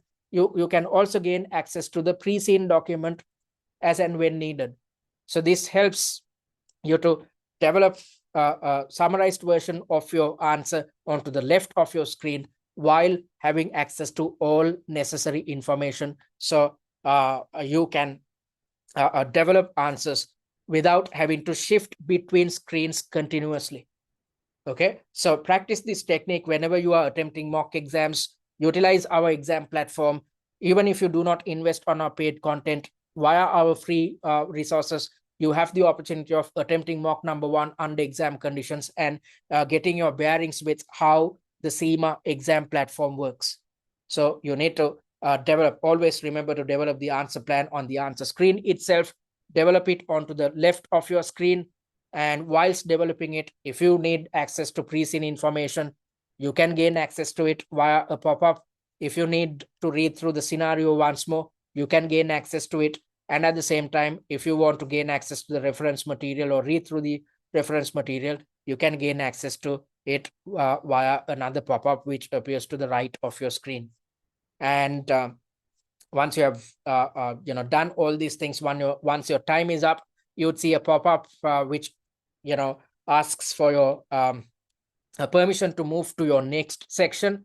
Or once you're done with, let's assume within 40 minutes you completed everything, and when you click on submit answer, you will see this pop-up asking for a confirmation as to whether you intend to move to your next section. Once you click on yes, you would be directed to the second or your subsequent section. So you can see the UI is the same. You are in section number 2. The timer is running down from 45 minutes. Out of 4 sections, you are in section number 2. You see the same 4 buttons, but you cannot see a previous button. This indicates the fact that once you're done with section number 1, when you are in section number 2 at the moment, you cannot go back to your previous section. You cannot go back to section number 1. That is why you need to plan to manage your time concerning 4 sections of 45 minutes each. You should not come up with a plan concerning 3 hours in its entirety. That is not how this exam works. Once you're done with a certain section, you would be directed to the subsequent section.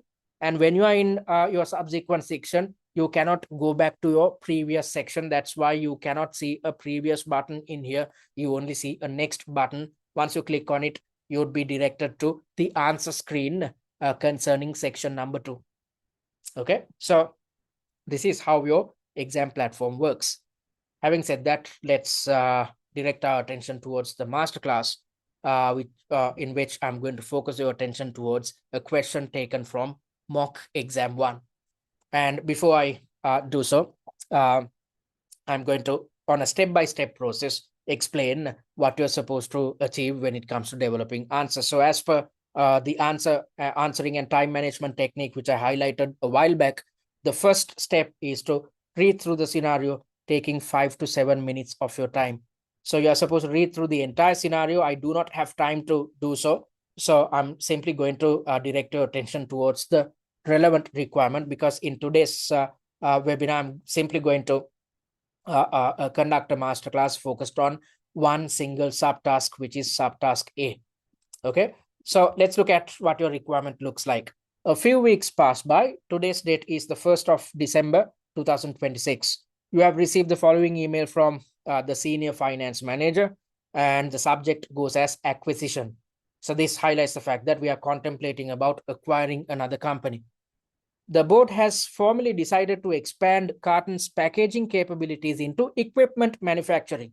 So in previous week's webinar, when conducting the pre-scene analysis, I said that the pre-scene gives us a set of information about the past or the history of the organization, whereas during your exam, if you look at the unseen, it will direct your attention towards new information, novel information concerning what your company is facing at the moment.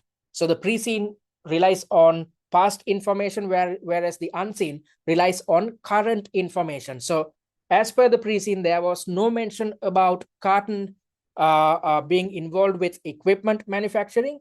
But as per this unseen, as per the fresh information shared with you, the board has formally decided to expand Cartn's packaging capabilities into equipment manufacturing. So I said that in last week's pre-scene analysis, I said that Cartn is only into manufacturing tubs and cartons, and we also provide consultancy services, and these consultancy services are offered with the intention of ensuring that our clients have the opportunity to set up factories or equipment on their own. We link them up with reputed equipment manufacturers. And also I said that although we are providing these type of consultancy services, we are not into equipment manufacturing. We do not set up factories on behalf of our clients. So that is the past. But now, as per current information, we are thinking about expanding our packaging capabilities into equipment manufacturing. However, as you outlined earlier in your report, the board has acknowledged the operational and reputational risks associated with setting up and operating our own manufacturing facility. Therefore, the board is considering the acquisition of a specialist packaging equipment manufacturer and integrating it into the Cartn group. Yes, when you are pursuing this type of diversification, rather than trying to do everything on our own, which exposes us to reputational and operational issues, it makes financial and business sense to link up with an existing equipment manufacturing company. So we can either merge with this company or opt for an acquisition. So that's why the board is considering the acquisition of a specialist packaging equipment manufacturer and integrating it into Cartn Group with the intention of reducing our risk exposure. Please refer to the attached board meeting minutes for more details. So let's look at what appears within this reference material, which is an extract from board meeting minutes. The board has formally decided to expand Cartn's strategic capabilities into manufacturing and supply of packaging equipment to clients, something which we have not done previously. The board, however, acknowledges the business risks associated with constructing and operating our manufacturing facility. To mitigate these risks, the board has agreed to pursue an acquisition strategy and integrate a specialist packaging equipment manufacturer into the Cartn Group under a distinct brand identity. The board has identified Pack Tech Solutions, or PTS, a leading manufacturer of specialized packaging equipment and machinery, and the preferred acquisition target. Originally founded by two production engineers, PTS has built a strong reputation for producing high-quality, customized equipment used in advanced packaging lines. Since its founding, the company has expanded its operations and developed a strong client base within the food manufacturing sector. So this acquisition is aligned with what we are currently involved with, because we are addressing the needs of clients in the food manufacturing sector. So this company, PTS, is also addressing the needs of clients within the food manufacturing sector. Known for its expertise in precision engineering, automation, and customized packaging systems, PTS has established a strong market position and is recognized for delivering reliable and innovative packaging machinery. So everything looks good looking at non-financial elements. PTS is a private entity wholly owned by its two founders. So this indicates the fact that the company is owned by two individuals, and these two individuals are the only shareholders within this company, who also hold director positions in the business. So they are the two shareholders within this company. They used to be the founders. Now they are the directors, founder directors, as well as the only two shareholders within the company.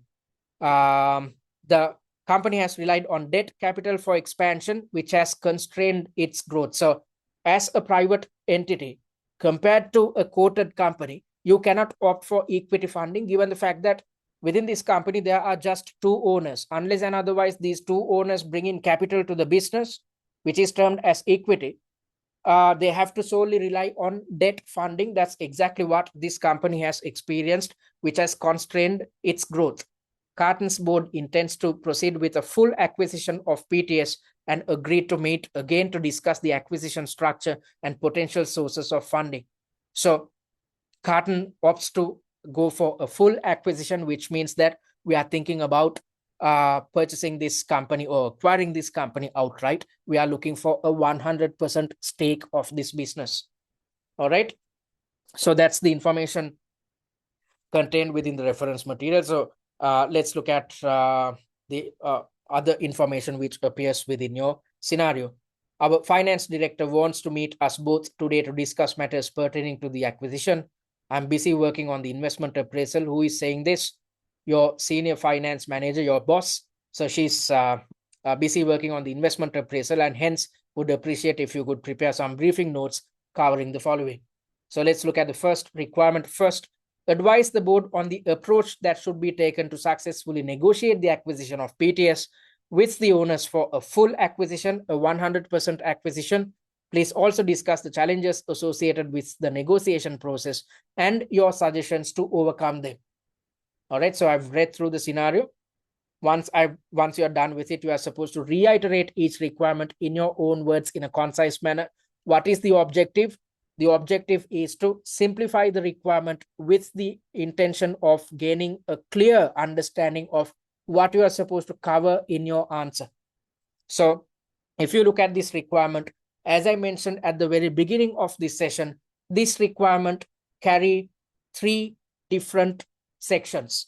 So section number 1, you are supposed to advise the board on the approach that should be taken to successfully negotiate the acquisition of PTS with the owners for full acquisition. So when opting for full acquisition, how are we supposed to successfully negotiate this acquisition? So that's the first part.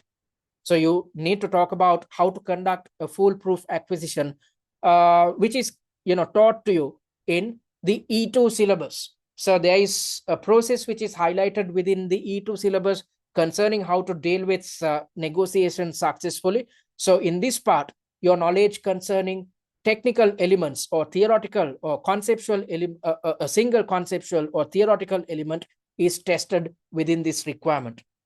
And on top of that, you are supposed to also discuss the challenges associated with the negotiation process. So this is where your application skills are tested, because you cannot teach challenges a company might face when opting for an acquisition. You need to think in a practical manner. So the first part, which is tied to negotiating the acquisition, this is highly theoretical.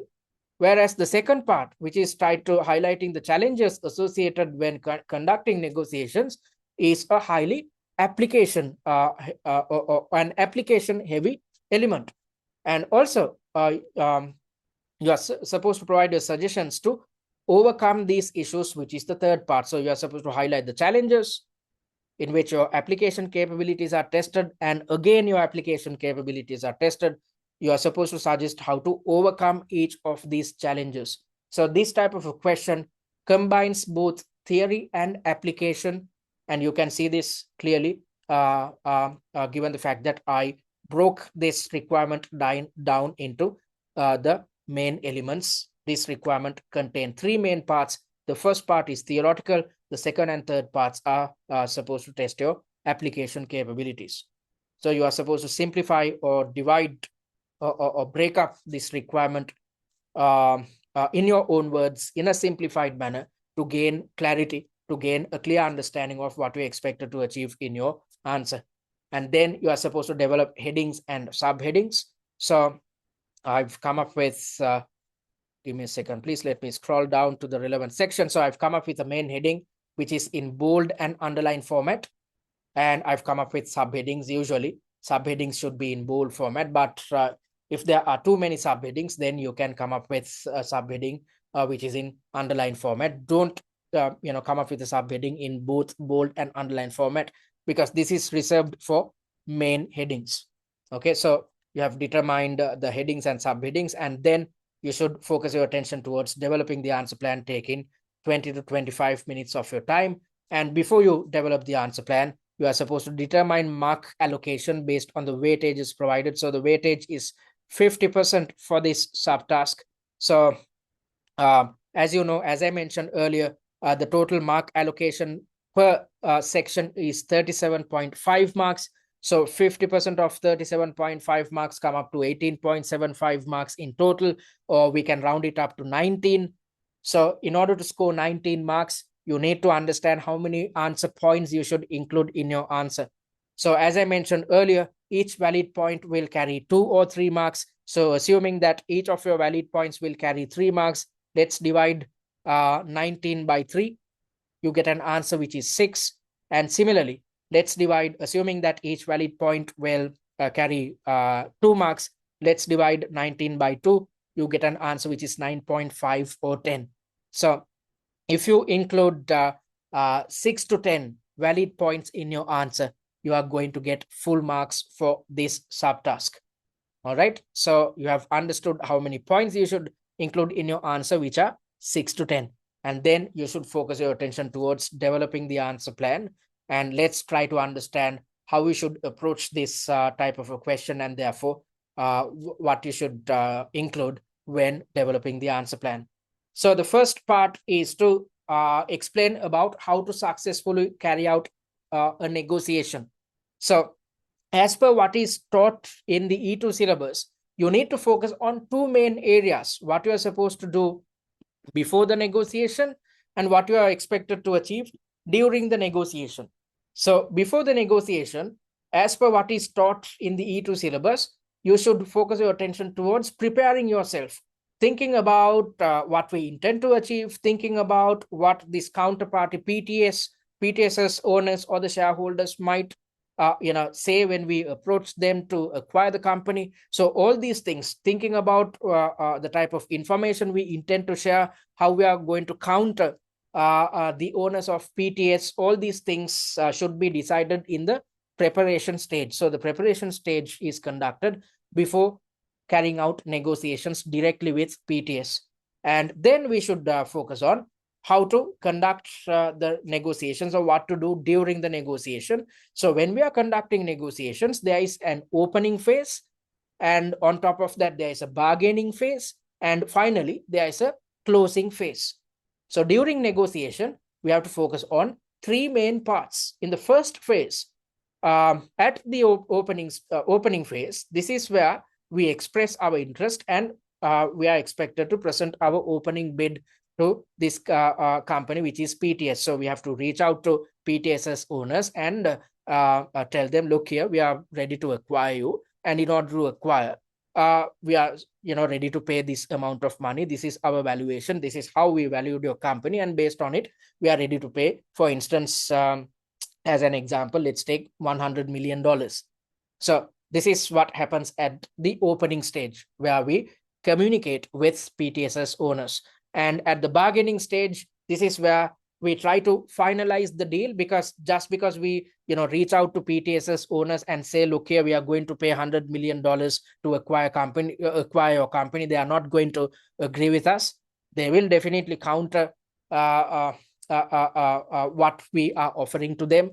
They might outright reject the proposal, or they might say, we are ready to sell the company, but we need something like $150 million. So when we are offering 100 million, they might say we need $150 million. So, bargaining and, trying to close the deal happens at the bargaining stage. This is where real negotiations take place. And once we have, done all the negotiations or bargaining, then we should focus on closing the deal at the fourth and final stage. Okay, so these are the four main stages. And before the negotiation, we are supposed to focus on the first stage, which is preparation. And during the negotiation, we are supposed to focus on three stages, which is opening, bargaining, and closing. So that's the theoretical concept. And since you have learned your theory, then let's try to figure out how to deal with application. So at the preparation stage, as I mentioned earlier, we should establish what both sides wish to accomplish. And therefore, the objective should be to find a common ground, because we are trying to acquire this company with the intention of pursuing related diversification. We are trying to move into equipment manufacturing, which is going to be extremely beneficial for us, because at the moment we are providing consultancy services on top of it, rather than linking our clients with equipment manufacturers. If we are in a position to offer our own equipment or factory solutions, then it is going to definitely generate better revenues in the future. So that's what we are trying to accomplish. And on the other hand, before we approach PTS's owners, we need to understand what PTS intends to achieve. So as per what's highlighted in your reference material, PTS only relies on debt funding. Because of that, they cannot grow as fast as us, because they are not a quoted company. Since they are totally reliant on debt funding, they cannot pursue their growth-related goals instantaneously compared to a quoted company such as us. So that's the benefit PTS's owners or PTS is going to achieve if we acquire this company. So we have to establish what both sides wish to accomplish. And when trying to do so, we have to find a common ground, because by understanding this common ground, then we can conduct our negotiations later. Okay, then also, before approaching this company, we have to conduct our due diligence. We have to go through their financial statements, as well as we have to look at the non-financial elements as well. By looking at the financial statements, we are in a position to figure out whether they are stable as a company, whether they are profitable, whether they are managing their cash flows properly. And on top of that, we are in a position to figure out whether they'd face any risk of bankruptcy in the future. So that's part and parcel of why we should conduct a financial analysis, because we have to see whether this investment, if we try to acquire this company, it is going to be an investment. We have to see whether this investment is financially sound. And on top of that, we have to look at the non-financial elements. We have to look at the type of relationships PTS enjoys with its own clients. As per what's highlighted within the reference material, it appears there's a sound connection, relationship between PTS and its clients. And on top of that, we have to look at the type of suppliers PTS is dealing with, the type of supplier relationships it enjoys. We have to look at whether PTS is had fallen in line with regulations impacting equipment, impacting the equipment manufacturing industry. And also, we have to think about the reputation as well as the goodwill of PTS before we acquire this company. So we have to look at both financial and non-financial elements when conducting our due diligence. They should be conducted before we approach PTS to acquire it. That's why we are doing all these things at the preparation stage. And also, after conducting the due diligence, if we are satisfied about the financial and non-financial standing of this company, then we should focus our attention towards establishing a realistic price to acquire PTS. And when it comes to establishing a realistic price, we might encounter certain issues. So in your requirement, you were supposed to talk about the negotiation process. And on top of that, you were supposed to comment about the type of issues we might encounter when conducting this negotiation. So at the preparation stage, we are trying to establish a realistic price to acquire this company, but we might encounter, when trying to do so, we might encounter some issues as well. Why am I saying this? Given the fact that this company is a privately held entity. The company is owned by the two founders, and as a private entity or privately held entity, the share price, they do not have a share price. So compared to a quoted company has a share price, which is clearly visible. But since this is a privately held entity, there is no share price. And also, the publicly available information is extremely limited. So we will struggle a bit to gain a clear understanding of the value of this company, given the fact that they don't have a share price. And on top of that, publicly available information will be extremely limited. Okay. And on top of that, we have to think about how the management or the shareholders might see this acquisition.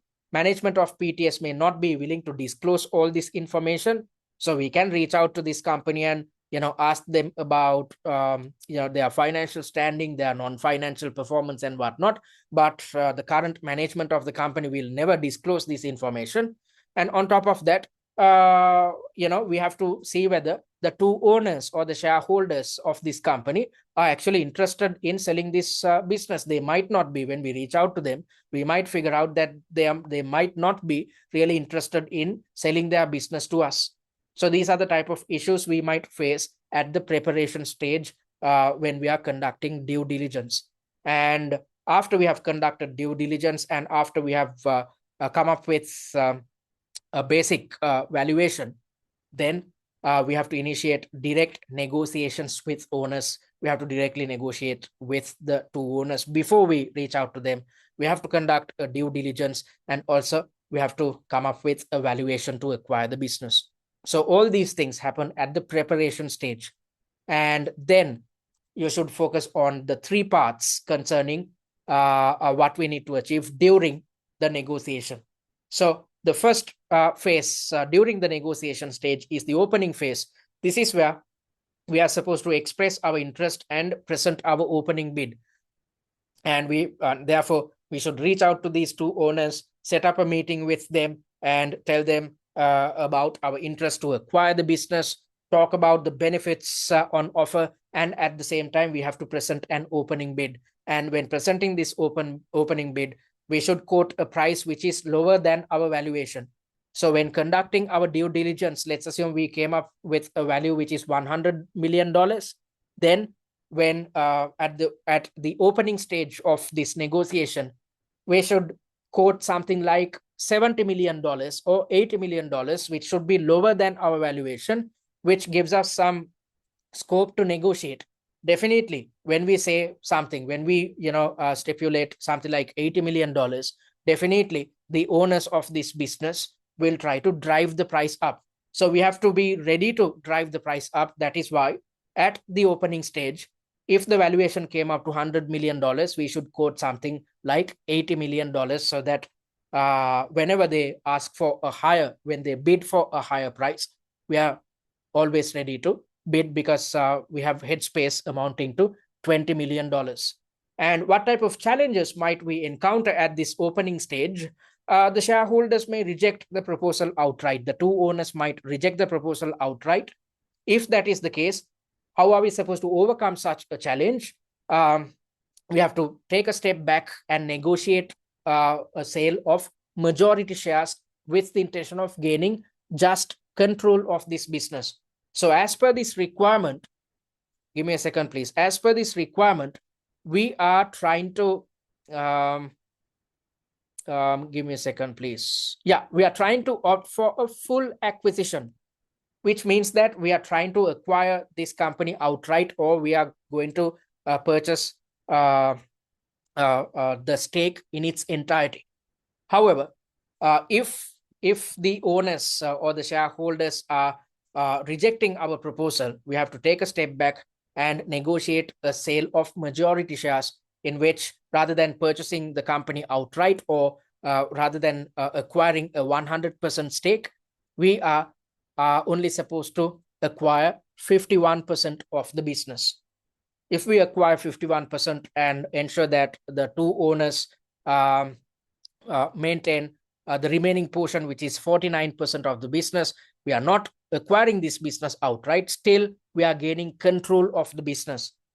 So if the shareholders reject this offer, we have to counter it by saying that, okay, look here, we just need control of the business. Therefore, we are planning to purchase majority shares, which comes up to 51% stake of the business.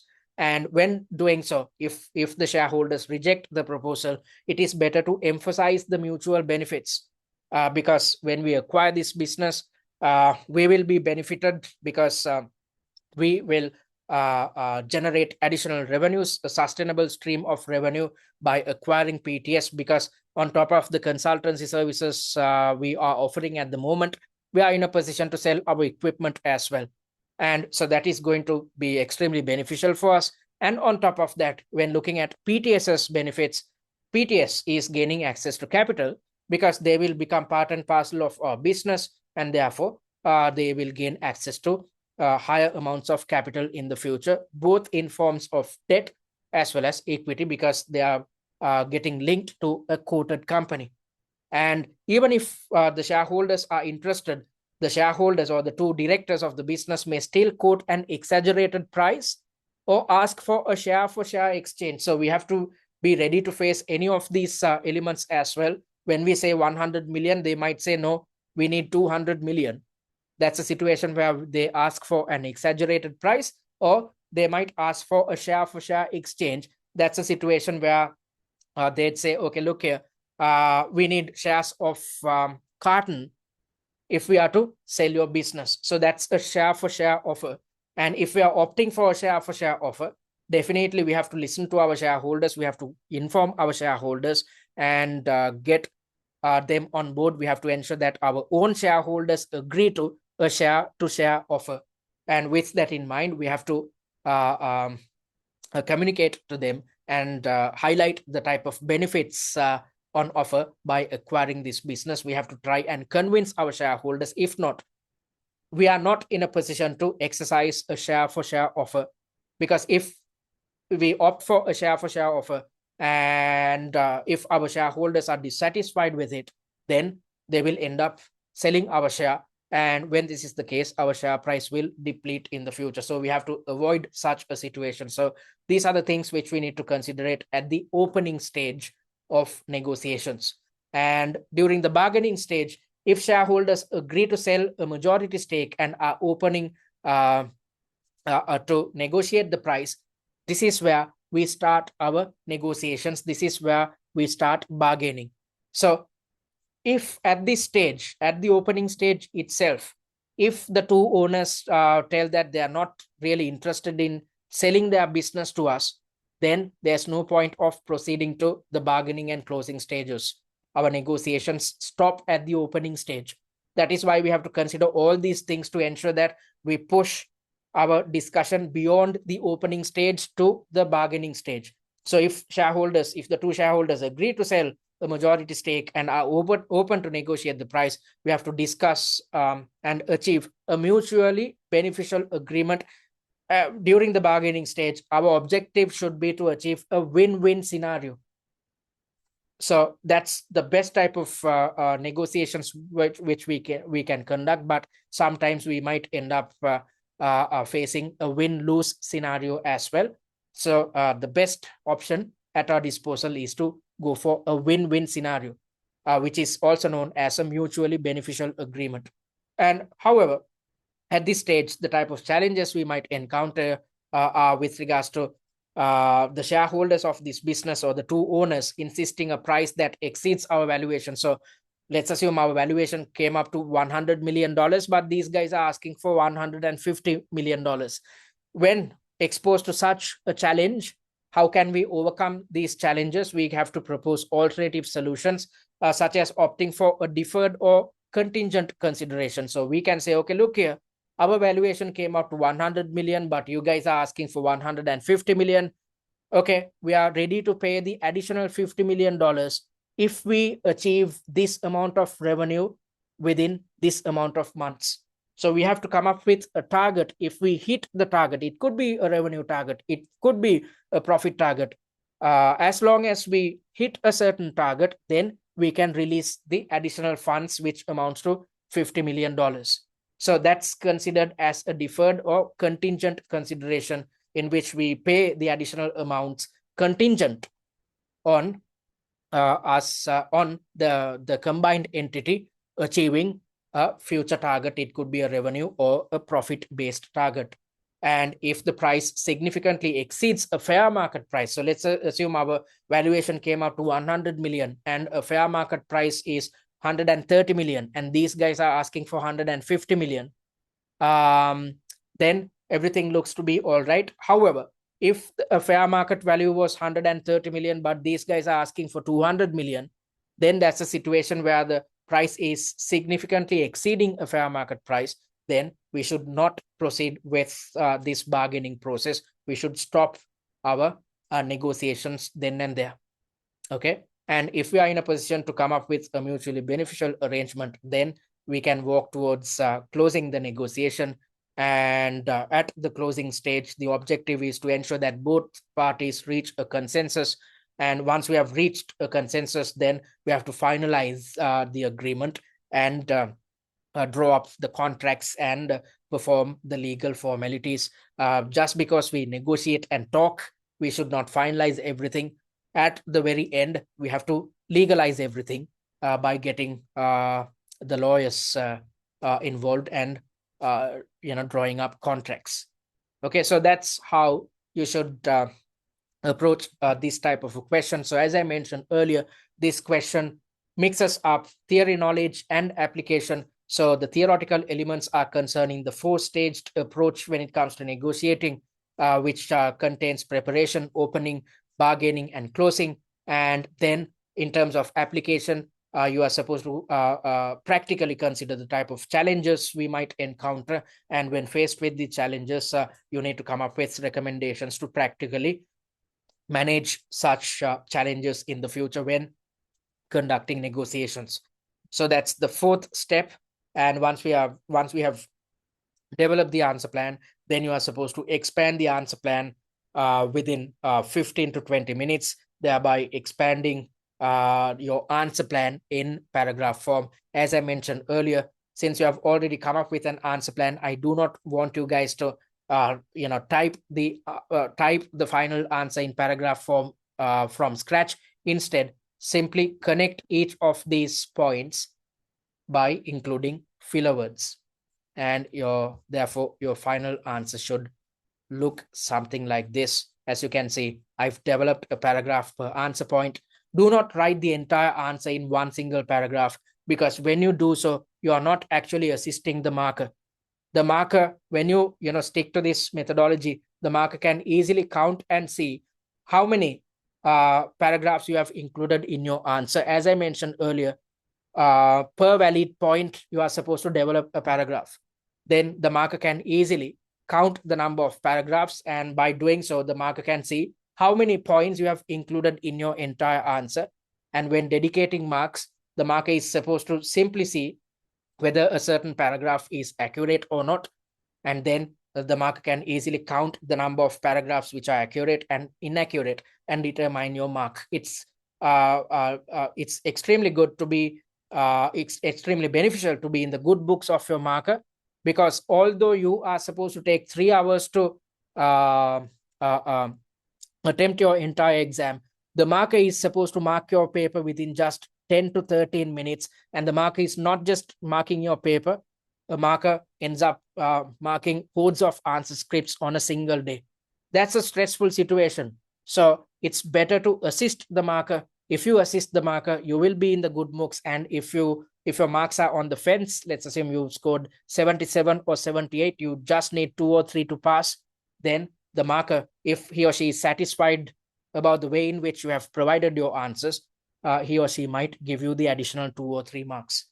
That is not a certainty, but markers love it when students listen to what the examiner has to tell about how to structure the answers. Okay, so you have to finalize your answer like this, because when you write the entire answer in one single paragraph, the marker cannot spot how many answer points are included in the entire answer. And this is not too good when someone is marking your paper who is going through a stressful experience. Okay, so you are supposed to finalize your answer in paragraph form. So your answer plan should look something like this, but your final answer should look something like this. All right, so that's the masterclass. So I hope you gained a clear understanding of what answer plans are. And at the same time, I hope you gained a clear understanding of how we conduct our masterclasses. Because as I mentioned earlier, we have developed these masterclasses with 3 objectives in mind. Objective number 1 is to explain the logic behind each answer, and also to teach the conceptual elements covered within each section, and also to teach you application. I covered all 3 things within the masterclass which I conducted right now. So having understood how to deal with the answering and time management technique, now I want you guys to attempt mock number 1 via TCS's exam platform, which is accessible even if you do not invest on paid content.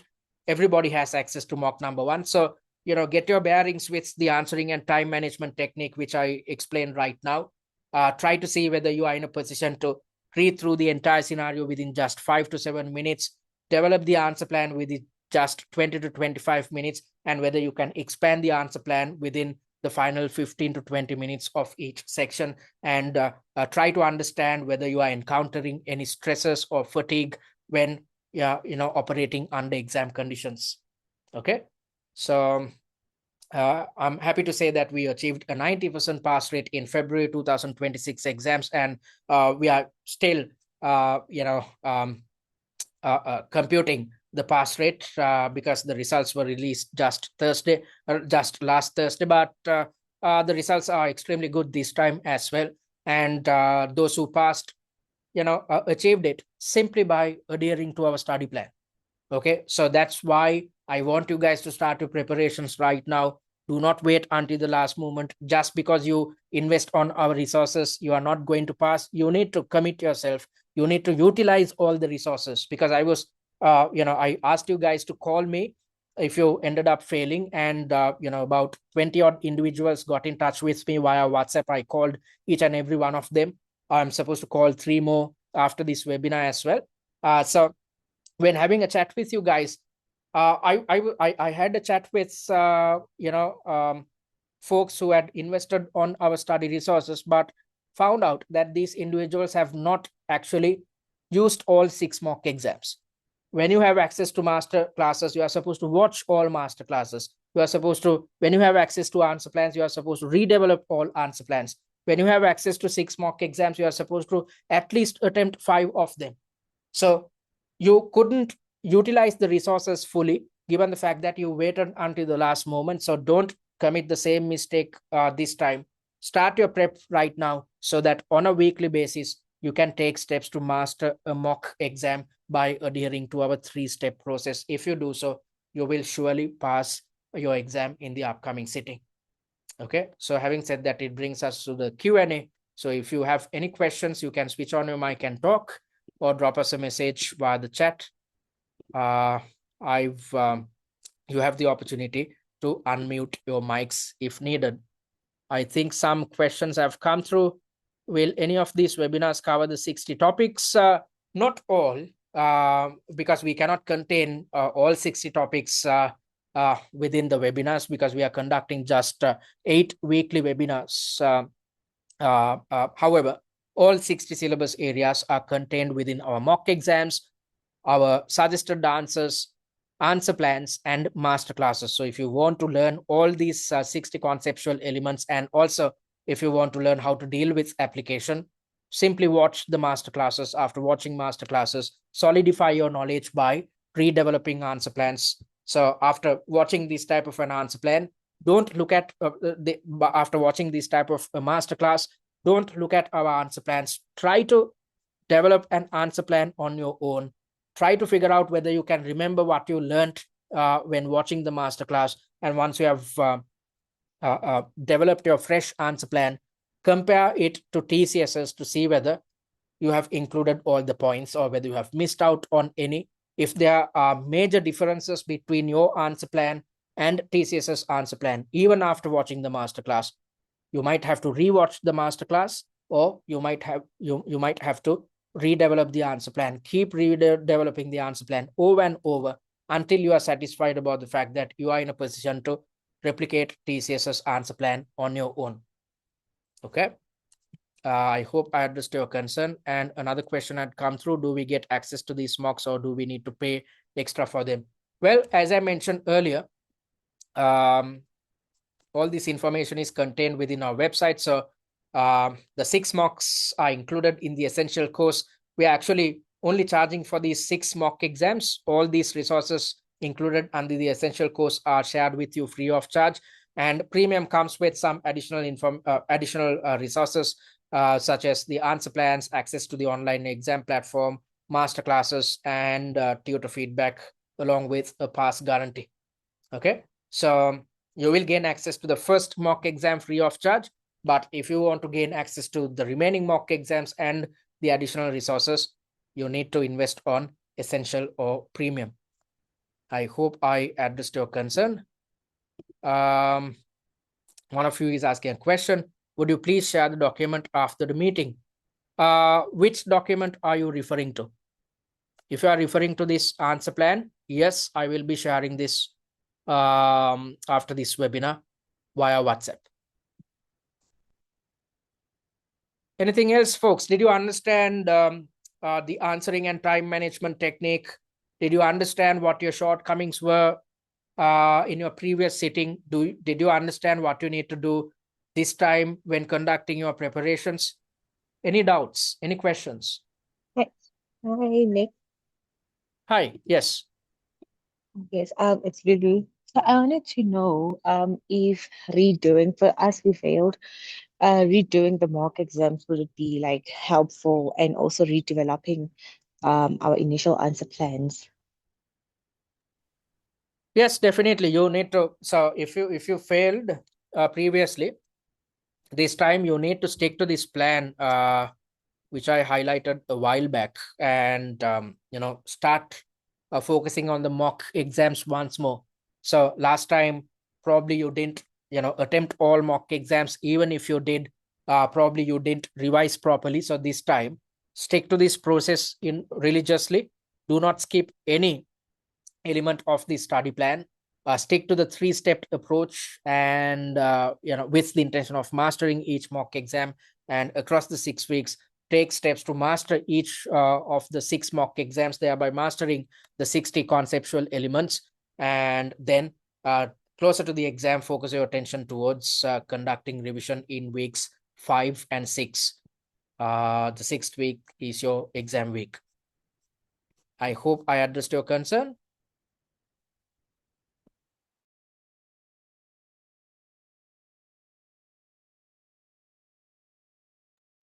Yes, you did. Thank you. Okay, great. Um, One of you is asking a question. Every time I sign up for the free trial, I get this error message. The reCAPTCHA token field is required. I can't sign up. Okay. Seems to be a technical issue. Can you please WhatsApp me on this number? I will get in touch with you after this webinar. I will share your details with IT and see what the problem is, and I'll sort out your access. Nothing to worry. Simply drop me a message via this WhatsApp number. Anything else, folks?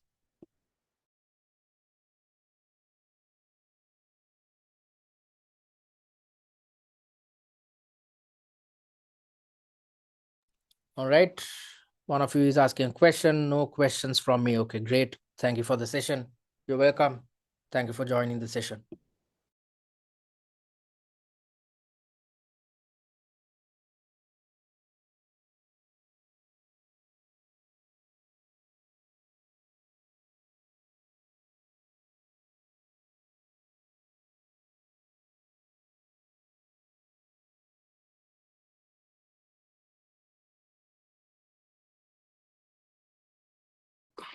Hello.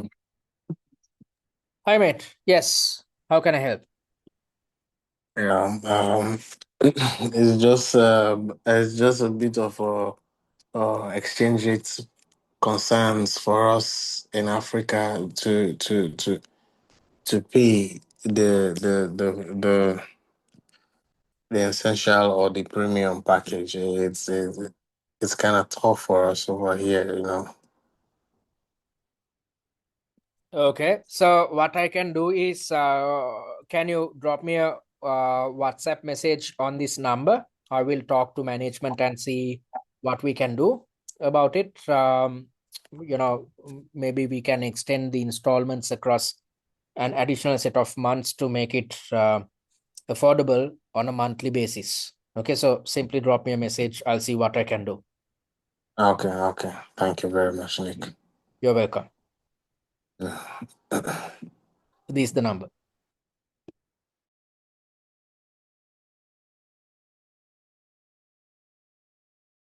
Okay, hi Nick. Hi, How are you? I'm doing all right. Hope you're doing good too, Ishmael. Yeah, I'm doing good too. Thank you very much for your taking your time and for taking us through all the essentials of this exam. So I just want to add my voice to what the previous speaker said. And for me, it's not even about extending the payment plan or whatsoever. Because some of these packages, if you look at the country that some of us are coming from, it's you convert that to the currency, it's a very high amount. So it would be nice that maybe we talk further out of here because it wouldn't be nice for us to actually discuss that here. Maybe I'll reach out to you personally, but those amounts, it's not like for me, I really I would really want to go with you this time around because I've tried other and because I've written the exam before and the result was not successful. So maybe I would want to go with you this time around, but the amounts are what are actually the problem for me. So you see, it's really serious because when you convert that to some of us, the part we're coming from, it's very high amount. Trust me. The exchange rate is not favorable. Okay, I do understand you, Ishmael. So, drop me a message on this number. I'll see what I can do. I'll have a chat with management and see. So, please drop me a message. Okay? Okay, no problem. Okay, thank you. You're welcome. Anything else, folks?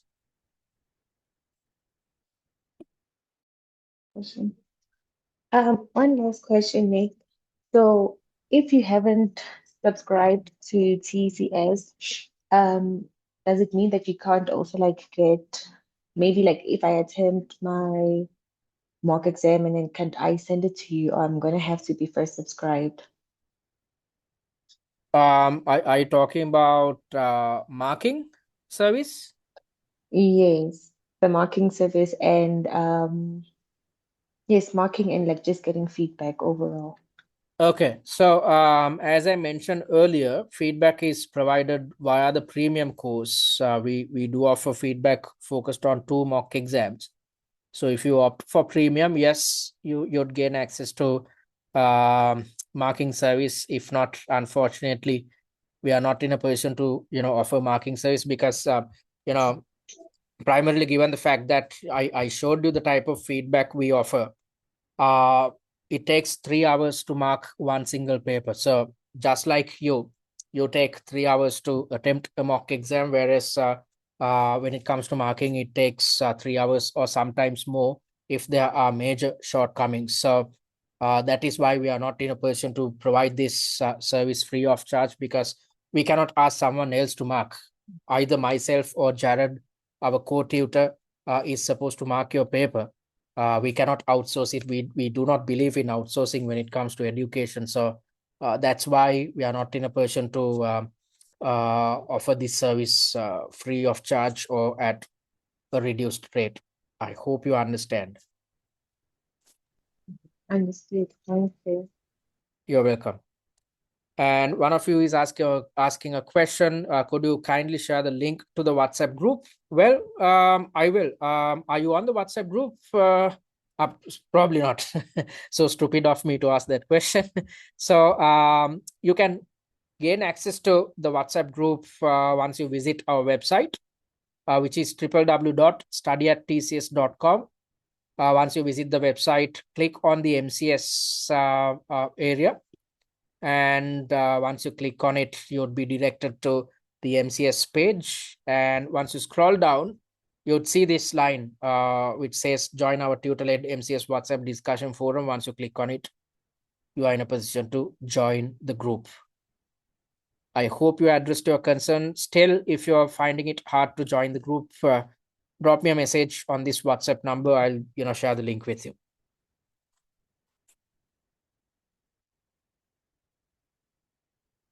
I hope I addressed your concern. Anything else?